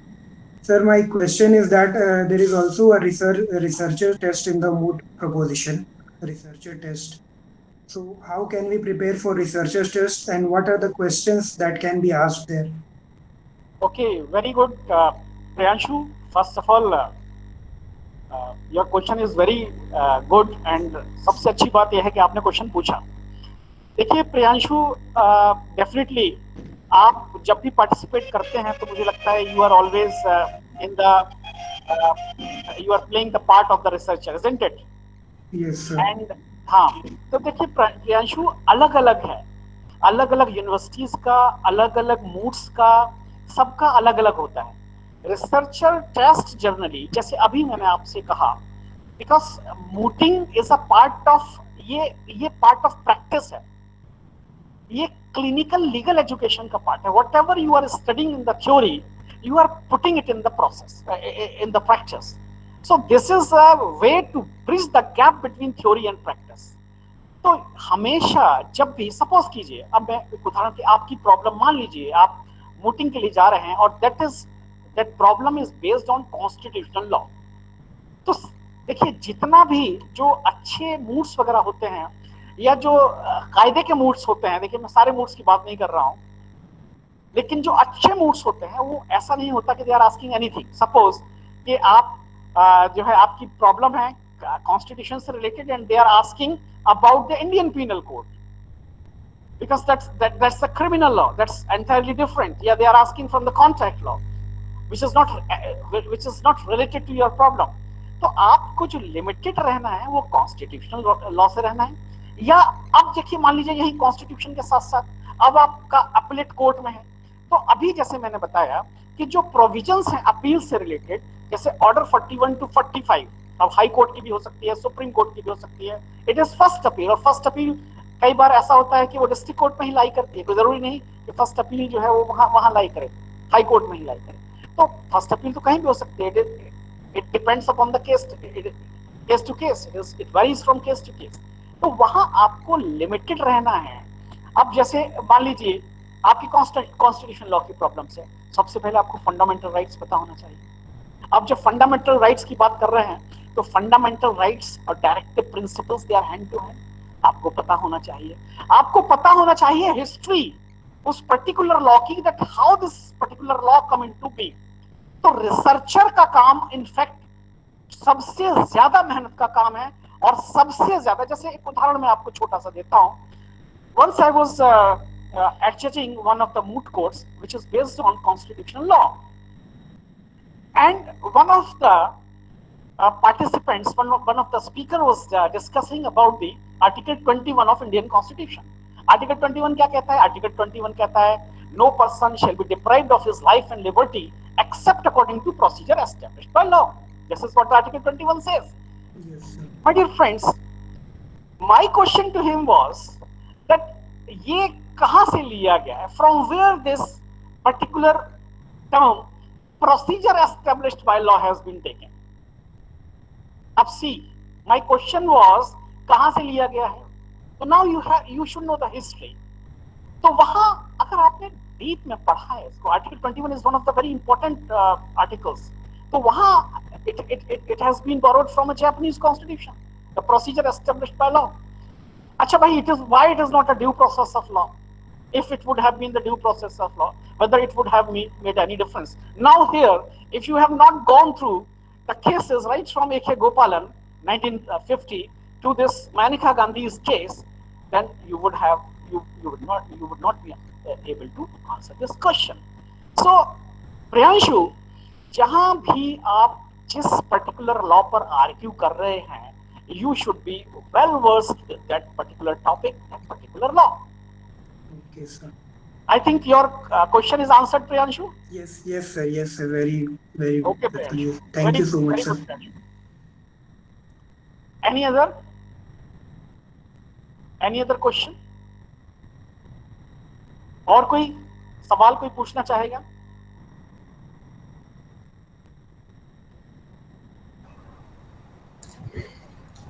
लगता नहीं है sir, सब clear है. Parul Singh is raising her hand. Yes, Yes, Parul. sir. Yes, sir. So, in situations where a judge asks off-topic questions, then what should we do on our side? Uh, Parul, can you please repeat your question? So, Your what voice should we? is Yes, sir. So, what should we do when the judge asks questions which are off topics? okay, which are not related to topics. देखिए Parul, you cannot put limitations on the judges. You cannot put. Though the judges are not supposed to ask the questions which are beyond the topic, but it happens as I have just, as during my lecture I have said, and I myself used to do this, to irritate that, to see the temperament, to check the temperament of the participant, to generally motor का participants, क्योंकि ऐसे मैंने कहा कि कई बार आपा खो देते हैं. देखिए हम लोग पर्पस क्या है, हम लोग तैयार कर रहे हैं, जैसे सेना में तैयार किया जाता है, सबसे ज्यादा मजबूत शोल्डर, सबसे अच्छा सोल्जर कौन होता है, सबसे मजबूत सिपाही वो होता है जिसने सबसे ज्यादा टफ जो है ट्रेनिंग की है. तो ये टफ ट्रेनिंग का पार्ट है that we are asking so many tough questions. Even sometimes we try to irritate that particular participant. अभी देखिए उसका temperament कितना है. Okay, we are going beyond this. तो you cannot limit it. आप काम रहिए. आप अगर आपको आता है आंसर इट. अगर देखिए अब ये बहुत इंपॉर्टेंट चीज बता रहा हूं, इसको ध्यान से सुनिए. अगर आपको वो ऑफ द आपका जो रिलेटेड है आपके टॉपिक से, if he is asking any questions which is not related to topic, if you do not know the answer, आपको आंसर नहीं देना है. या कई बार इफ यू कैन, अगर आप पहले से कई बार कह सकेंगे sir I will answer it later on, या ऐसे भी बोल सकते हैं. अदरवाइज बेटर टू से sorry sir, I am not aware of this particular. वो ज्यादा बेटर है, क्योंकि कई बार बहुत हजार्डस हो जाता है अगर आप बार बार आंसर दे रहे हैं, फिर वो उस पर क्वेश्चन पूछेगा. और होता क्या है कि फिर एक क्वेश्चन तो आपका एक उत्तर तो गलत था ही, you have given one wrong answer. Now when he is asking another question based on your that previous answer, then definitely you will commit one more mistake, and definitely it would make the chain of mistakes, and you would lose the marks, you would lose your impression. Okay, I think Parul, your question has been answered. Yes, sir. But the question is very good, Parul. Generally, people used to do this. They just continuously just go on answering the things, whether they know it or yet they do not know it. Okay, next question. Any other question? So, I have one more question. हाँ Parul, yes. Sir, basically, what we should do when judges point out the judgments which are not in the favor of our issue, then in that case, we should agree to the judgment given by that court, or we should adhere to our opinions that was not correct according to us. देखो पारुल, इसमें दो चीजें हैं. Yes, sir. Suppose if you have some authority of Supreme Court, or you have authority of some High Court, because you are supposed to know the value of that particular judgment of the High Court or the Supreme Court that you are using. Generally, High Court का जो judgments हैं, they are not binding on the other High Courts.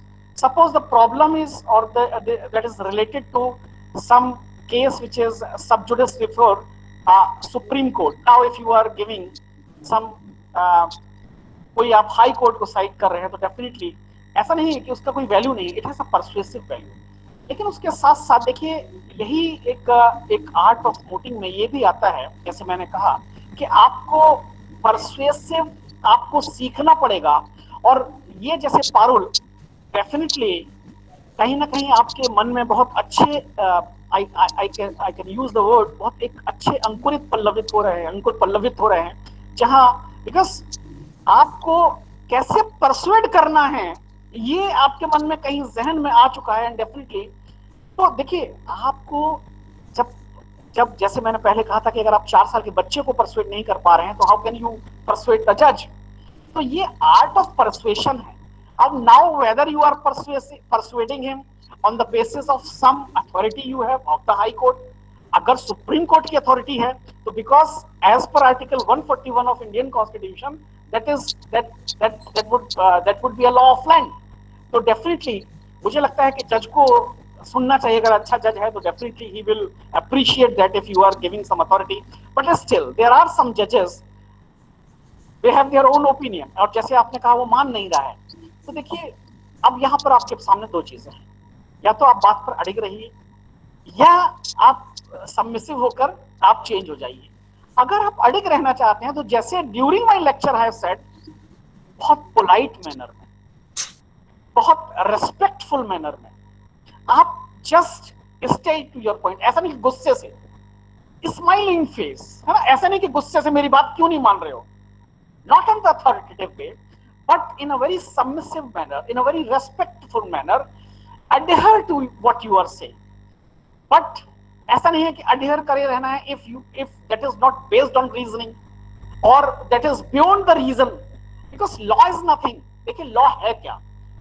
जब भी मैं orientation lecture जब हमारे यहाँ होता है तो मैं सबसे पहले एक बात कहता हूं, आपने जूरिस्प्रूडेंस में जब लॉ की डेफिनेशन पढ़ा होगा, have you find any two definition similar? Definitely not. There is no definition of law, you can say, because every jurist has given his own definition. Similarly, because or the reason behind is law is based on common sense. मैंने अभी आपको उदाहरण दिया, देखो किसी जो मैंने A.K. गोपालन केस का नाम बताया, उसमें क्या कहा, उसमें the judges have taken a very positivistic view. Parul जजेस ने कहा कि जो प्रोसीजर एस्टेब्लिश्ड बाय लॉ है दैट वो कोई जरूरी नहीं है वो जस्ट फेयर और रीजनेबल हो. जो लॉ है जजेस का काम है कि जो लॉ है उसको अप्लाई करना है सच. लेकिन आफ्टर 20 इयर्स, यानी ये केस था 1915 का, और 1978 दोस जजेस of the supreme court realised कि भाई ये तो सही नहीं है, this view is highly positivistic. जो लॉ है that should be just fair और रीजनेबल होना चाहिए. जस्टिस भगवती ने कहा, 28 साल बाद रियलाइज हुआ. ये जजेस को रियलाइज नहीं हुआ. It is some lawyer, young lawyer like you, who have persuaded those judges to change their view what they have taken just 28 years ago. किसी लॉयर ने ही परसुएट किया होगा ना. और it is based on reasoning, it is based on those common sense. अरे भाई कितनी छोटी सी बात है. मान लीजिए अगर कोई लॉ है कि all the blue I baby should be chopped, do you think that ये लॉ होना चाहिए कि all the blue I baby should be chopped? आज आपकी रीजनिंग क्या कह रही है? आपकी रीजनिंग कह रही है कि no, this is not based on reasoning, this cannot be a good law. तो ये जो है रीजनिंग, लॉ कुछ नहीं है. Law is simply a common sense, and when you put this common sense in a through the medium of those words, इसीलिए मैंने कहा कि law is a game of words. वो जो शब्दों के माध्यम से आप जज के सामने जो रख रहे हैं, और जब वो किसी रीजनिंग पर, किसी ठोस आधार पर बेस्ड है, तो जज को माननी पड़ेगी. और यही रीजन है कि लॉ को फ्लेक्सिबल बनाया गया है. लॉ बहुत फ्लेक्सिबल है. आर्टिकल 368 ऑफ कॉन्स्टिट्यूशन में अमेंडमेंट का प्रोविजन दिया गया है. आई थिंक पारुल ये you will remember these things and definitely मैं शायद कुछ आपका क्वेश्चन में कुछ ज्यादा आंसर दे गया. Okay, anyways, any other question? Any other questions? That's good that you are coming forward. देखिए एक बहुत अच्छी बात है कि better to be fooled for once than forever. और एक बार बेहतर है कि आप कोई भी आपके मन में प्रश्न है या कोई भी अगर शंका है तो उसका निवारण वहीं के वहीं कर लीजिए, वरना वो गलती आप दोहराते रहेंगे. Any other question?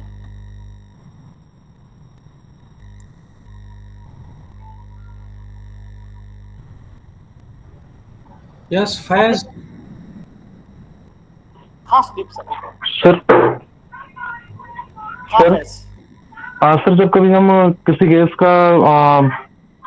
को जब वहां पर बता रहे होते हैं अपने प्लीडिंग में, जब हम किसी केस का हवाला दे रहे होते हैं, तो उसमें केस किस तरह के लिखने चाहिए? मतलब रिसेंट के केसेस लिखे या प्रीवियस केसेस लिखे? क्योंकि कभी कुछ ऐसे केसेस में हमने देखा है सर कि जैसे डी वाई चंद्रचूड़ जो जज हैं अभी, उन्होंने अपने फादर के बहुत सारे जजमेंट्स को पहले ही पलट दिया, तो क्या उन केसेस का हम हवाला भी दे सकते हैं?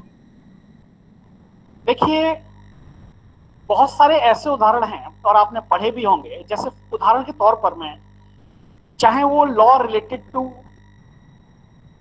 एलजीबीटीज में डिफरेंट, दिल्ली हाई कोर्ट ने कुछ कहा, फिर सुप्रीम कोर्ट ने कुछ कहा, फिर उसको हायर बेंच ने पलट दिया और उसके बाद फिर वो लीगलाइज हुआ। इसी तरह यूथनेसिया, यूथनेसिया का मतलब समझते होंगे आप लोग, that is mercy claim. Euthanasia पे from Maruti Shripati Dubbal, P Ratiram case, then Naz foundations case, and there are so many cases, then finally the passive euthanasia, Aruna Shanbaug case, और उसके बाद आज की जो स्थिति है वो पार्लियामेंट ड्राफ्ट कर रहा है पैसिव यूथनेसिया इज लीगलाइज। तो और ऐसा नहीं, एक बार इलीगल फिर उसको लीगलाइज कर दिया गया, फिर फाइनली जो है दोबारा से वो जो है पैसिव यूथनेसिया को अब लीगल, अब उस पर लॉ ड्राफ्ट हो रहा है। तो जो जहां तक कि आपका जो क्वेश्चन है कि सर लॉ जो है वो रिसेंट होना चाहिए या हम जो केसेस हैं पास्ट उनका भी हवाला दे सकते हैं, देखिए जितने भी आप, if you will go through the judgments, ऐसा नहीं है कि सारे रिसेंट केस ही हो सकते हैं, आप पुराने केसेस का भी हवाला दे सकते हैं, लेकिन उनकी वैल्यू वो परसुएसिव हो सकती है, लेकिन जो बाइंडिंग होगा, जो बाइंडिंग है that is the latest judgment. जो बाइंडिंग होगा वो लेटेस्ट जजमेंट ही होगा, जो आपको देना चाहिए। जनरली जो अच्छा इंप्रेशन कोर्ट के सामने पड़ता है, definitely you can cite the landmark judgment, लेकिन जो जजमेंट उलट दिए गए हैं, अगर उसमें कोई डिसेंटिंग ओपिनियन है and that dissenting opinion is based on very good reasons, ऐसा होता है कई बार मैंने देखा है कि इतने अच्छे डिसेंटिंग ओपिनियंस को कुछ स्टूडेंट्स लेके आते हैं कि मेरा इंप्रेशन, अगर if they would have given some other judgment, इतना अच्छा नहीं होता जितना डिसेंटिंग ओपिनियन को जैसे उसने मेरे सामने रखा, जिस तरह से रखा, with that particular reason, that particular ratio decenti of that particular judgment of that particular judge, तो वहां बहुत अच्छा इंप्रेशन होता है। तो फैज कोशिश ये कीजिए कि लेटेस्ट जजमेंट हो, लेटेस्ट अथॉरिटी हो, क्योंकि लेटेस्ट अथॉरिटी बाइंडिंग होती है। लेकिन ऐसा भी नहीं है कि जो लैंडमार्क जजमेंट्स हैं या जो लीडिंग केसेस हैं या जो केसेस हैं वो जो बिकॉज ऑफ जो लार्ज, अगर मान लीजिए 13 जज या बड़ी बेंच है, उनमें से कुछ जजेस ने बहुत अच्छा ओपिनियन दिया था, it can also be good for the purpose of arguing the case, for the purpose of persuading. Okay Faiz, thank you sir, the answer was really helpful. Any other? Sir. Hello. हाँ Nidhi, yes Yes, sir. Yes, sir. Good afternoon, sir. Very sir. Good afternoon Nidhi. Yes, sir. Sir, actually, I have a question that how to be invincible at researching, because as I have 1 year experience of moot court, and unfortunately I couldn't win, but I later on realized that being an alternate speaker is something which is of secondary concern, but of primary concern is something to be good at researching. So in order to win a competition, I think the more better your research paper is, the more it is easier for you. So can you, sir, please share some tips and tricks to be invincible at research and making our research the best one and to supersede over the others? Nidhi, I have just during my lecture, I have just said that researcher, the work of researcher is very tedious, is very important, and अगर देखिए whatever you are arguing, memorial कौन prepare कर रहा है? वैसे तो देखो research जो जनरली रिसर्चर का सिर्फ काम नहीं है, ऐसा नहीं है कि जो रिसर्चर होगा वही रिसर्च करेगा और जो मूटर्स होंगे वो सोएंगे। तो उसका पता है उसका परिणाम क्या होता है? What is the result of this? I generally found कि उनको यही नहीं पता कि what is there in the memorial. होना ये चाहिए कि ऑल थ्री, यानी both the speakers and the researcher, they should research together, तभी तो उनको पता होगा।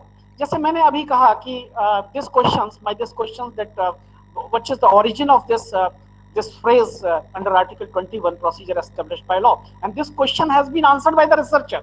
मैं ये करता हूँ कि जब स्पीकर्स नहीं दे पाते हैं answer, then I go to the researcher. I say, researcher, what do you say? You know this? And the researcher have answered. तो रिसर्चर जो है वो बहुत सबसे ज्यादा मेहनत रिसर्चर, क्योंकि बिकॉज उसका एक और रीजन भी होता है, जनरली उनको चुना जाता है speaker who are good in speaking, who are good in speaking. कई बार ये होता है कि टीम में अगर हम जो व्यक्ति who is not good in speaking, if we put forward as a speaker 1 or the speaker 2, then there might be chances, because that person, because he or she is not good in language, so maybe that person cannot, that participant cannot put his part before the judge, he cannot persuade the judge because having lack of confidence, or maybe sometimes because he is lacking in this language skill. तो वहां इसलिए जो है generally researcher वो रहता है जो language में थोड़ा सा वीक होता है, लेकिन इसका मतलब ये नहीं है कि रिसर्चर का काम तो सबसे ज्यादा अहम है। और मैं आपको बता रहा हूँ जितने भी रिसर्चर अच्छे रिसर्चर्स हैं, मेरा एक moot court coordinator, I remember Prateek Shravan, he was a excellent researcher and I have prepared, और ही वाज हमारी जो टीम अगर वहां पर 5th रैंक पर पहुंची all India bar council BCI moot जो हिंदुस्तान का, which is the Mecca of the mooters, वहां पर my team stood at the 5th rank, और it is because of that researcher only. तो रिसर्चर का काम सबसे इंपॉर्टेंट है। अगर रिसर्चर नहीं करेगा, रिसर्च नहीं होगा, तो आप मूड कोर्ट का मेमोरियल कैसे प्रिपेयर करेंगे? और आपके मेमोरियल में, जैसे मैंने कहा, कि you can not argue what is not there in your written submission. तो रिटन सबमिशन में ही अगर नहीं है तो आप तो वैसे ही खो गए। इसलिए मेरा जो सजेशन है, सबको रिसर्च करना चाहिए, लेकिन so far as the researcher's part is concern, सबसे ज्यादा मेहनत का काम रिसर्चर का होता है, क्योंकि जितना भी केस लॉ है, जितना भी मेमोरियल से रिलेटेड है, he is instrumental, he is the person behind preparing all the memorials. और देखिए, लेकिन मेरा ये because you are also interesting in researcher's part, isn't it Nidhi? लेकिन निधि, मेरा एक सजेशन है कि सिर्फ आप रिसर्च ही ना करें, बल्कि बिकॉज ये एक मूड कोर्ट ऐसी प्रैक्टिस है जहाँ एक ऐसी ट्रेनिंग है जहाँ कि आप खुद को सिखाते हैं कि how to speak before the जज, how to represent your client before the जज। तो आपको सिर्फ रिसर्चर का काम नहीं करना चाहिए, आप रिसर्चर का काम भी करें और आप आर्ग्यू भी करें कोर्ट की। तो वहां पर जो आपकी स्किल्स हैं, जो आपकी दिस विल हून up your argumentative and oratorial skills. So you are not supposed to limit it to the part of the researcher only. But Nidhi, my suggestion to you is that you should also go for speaking. You should also go as a speaker. Nidhi, I think Yes, sir. your Thank question is answered. Yes, sir. Thank you, sir. Okay, Nidhi. Any other question? Hello. हाँ, Yes, Rajendra. this is the Yeah, last good. question. Last question. Okay. Okay, Rajendra. Rajendra. So yes, sir. Good afternoon, sir. I am Rajendra Patel from School of Law. So my question is, how many cases should be there in a good memorial? Because Very good question. Very good question, Rajendra. The last but the most important question. Rajendra, ये मैंने देखा है कि 4 question, 4 cases, 6 cases, 10 cases, 15 cases, और कई बार तो मैंने देखा है कि वो केसेस भी रिलेवेंट नहीं होते। आप अभी जो मैंने बात की थी, when I was discussing a memorial, तो जहां आप इंडेक्सिंग करते हैं, सबसे पहले आपको पता है नजर कहां जाती है इंडेक्सिंग पर? कितने case law? because I have judged many national and international moot court and also trial advocacy competitions, मैं सबसे पहले देखता हूँ लिस्ट ऑफ द, कितनी इसकी बड़ी लिस्ट है, और फिर मैं ये देखता हूँ whether this particular case cited by him is relevant or not। ऐसा तो नहीं है कि बस लिस्ट बनाने के लिए केस डाल दिए। तो अगर केसेस जितने, देखो रिसर्च, अच्छी रिसर्च वही है और ये सिर्फ इसलिए नहीं कि because you are putting it in the memorial, you should inculcate this thing in your habit of while researching, that you should जितने ज्यादा से ज्यादा केस आप जज के सामने रखेंगे, क्योंकि ये हैबिट आपको आगे जब आप कैरी करेंगे अपने प्रोफेशन में, this will be very helpful to you. तो वहां आप जितने ज्यादा अथॉरिटीज को साइट करेंगे, जज का इंप्रेशन उतना, भाई आप जितने उदाहरण देंगे आपकी बात का वजन बढ़ जाएगा ना, कॉमन सेंस यही कहता है। तो आप जितने केसेस राजन साइट करेंगे, जज का इंप्रेशन उतना ही अच्छा होगा, लेकिन शर्त ये है कि these all cases should be relevant। ऐसा नहीं है कि irrelevant केसेस हैं बस रख दिए, उससे इंप्रेशन उल्टा पड़ता है कि भाई रिसर्च अच्छी नहीं है। तो जितने भी केसेस हैं, मैक्सिमम केसेस कोशिश कीजिए, लेकिन जितने भी केसेस हैं they should be relevant. Rajendra, I think your question is answered. Okay. Yes. Thank you so much, sir. Thank you so much.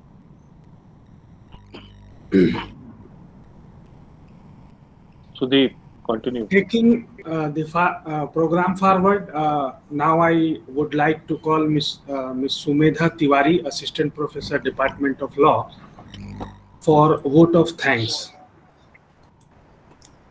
Thank you, sir. Good afternoon, respected and our most distinguished guest speaker of the day, Mr. Sunil Kumar, Faculty of ICFAI, University of Dehradun, Honorable VC Professor Dr. Anjala Gupta ma'am, Chief Patron of this webinar, respected Dean ma'am, Professor Dr. Pratibha J. Misra, respected Dr. Sagar Kumar Jaiswal sir, Head of Department of Law Department, all staff and dear students, myself Sumedha Tiwari, Assistant Professor of Law Department, GGV, Bilaspur, and I deem it a great honor to propose the vote of thanks to all who making this webinar such resounding success. I would like to thank our guest speaker, respected Mr. Sunil Kumar, for enlightening us with their knowledge and for making excellent presentations and making this webinar interesting and meaningful. This session means a lot for our students who are future advocates. I would like to express our profound gratitude to VC ma'am, Chief Patron of this webinar, though she is not here, but her blessings are with us. I would like to thank patron of this program, Professor Dr. Pratibha J. Misra, Dean of Law Department, for her moral support and guidance. Also, I would like to extend a special thanks to coordinator of this webinar, our HOD sir, Dr. Sagar Kumar Jaiswal, for making this webinar for all of us. I would like to thank Dr. Rohit Raja sir, Nodal Officer, for organizing this webinar. I would like to thank convener of this webinar, Dr. Ajay Singh sir, Assistant Professor of Law Department, and the co-convener, Mr. Sudeep Sarwan, Assistant Professor of Law Department. Without you both, we cannot think such a wonderful webinar. I am happy to express vote of thanks to our staff members who have made this webinar a grand success. We are also grateful to organizer of this webinar, the Skill Development Cell and Department of Law. Finally, the wonderful students who have turned up in such a great number, thank you for your cooperation. Once again, I thank all for your cordial cooperation. Thank you. Thank you so much. Thank you सुविधा, और मैं बहुत बहुत thankful हूँ Sunil sir का।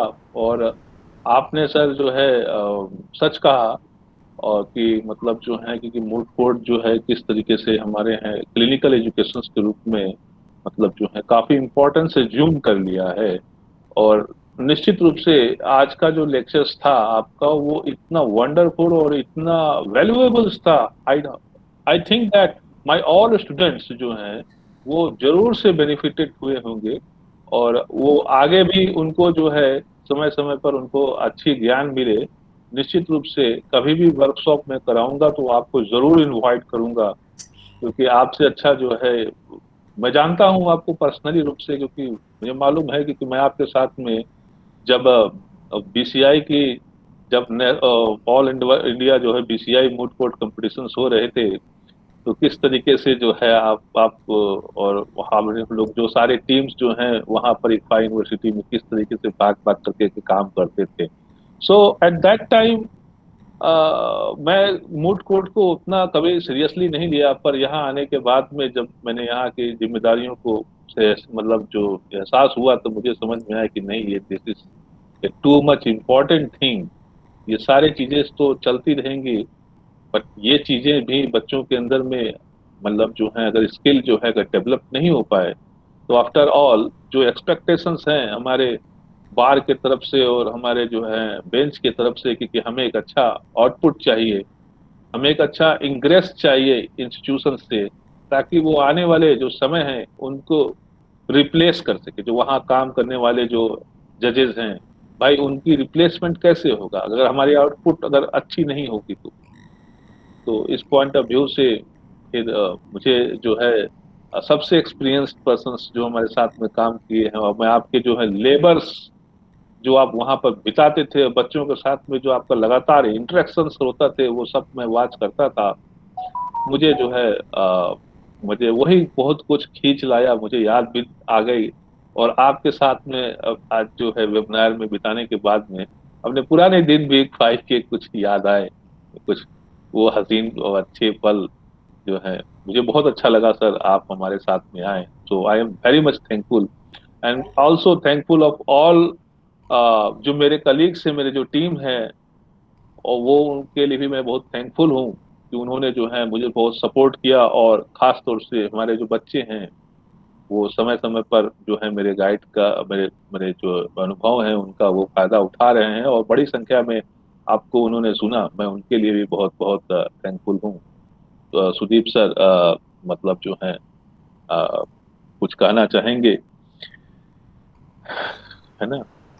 नहीं sir, ज्यादा कुछ नहीं, बहुत अच्छा लगा सुनील सर को सुन के, बच्चों को भी बहुत लाभ हुआ होगा। बिल्कुल बिल्कुल बिल्कुल। तो nice meeting with you sir, Sunil sir. And तो विद दिस मैं जो हूँ आई एम इसका सब इवेंट का जो है समापन का मैं डिक्लेरेशन कर रहा हूँ, और सारे बच्चे जो हैं वो जो हैं अब वो जा सकते हैं, है ना? और thank you sir, Sunil sir, thank you sir. So I also want to thank all the pupils who have listened me just patiently Yes, sir. and asked nice questions. Thank you very much all the organizing committee for organizing such a wonderful webinar. Thank you all of you, Sudeep sir, Sagar sir, and all those who are all the team which is behind this organizing, all the organizing committee. Thank you all of you. Hope that we should meet again somewhere on some other platform. Thank you all of you. Thank you. Okay, disperse करना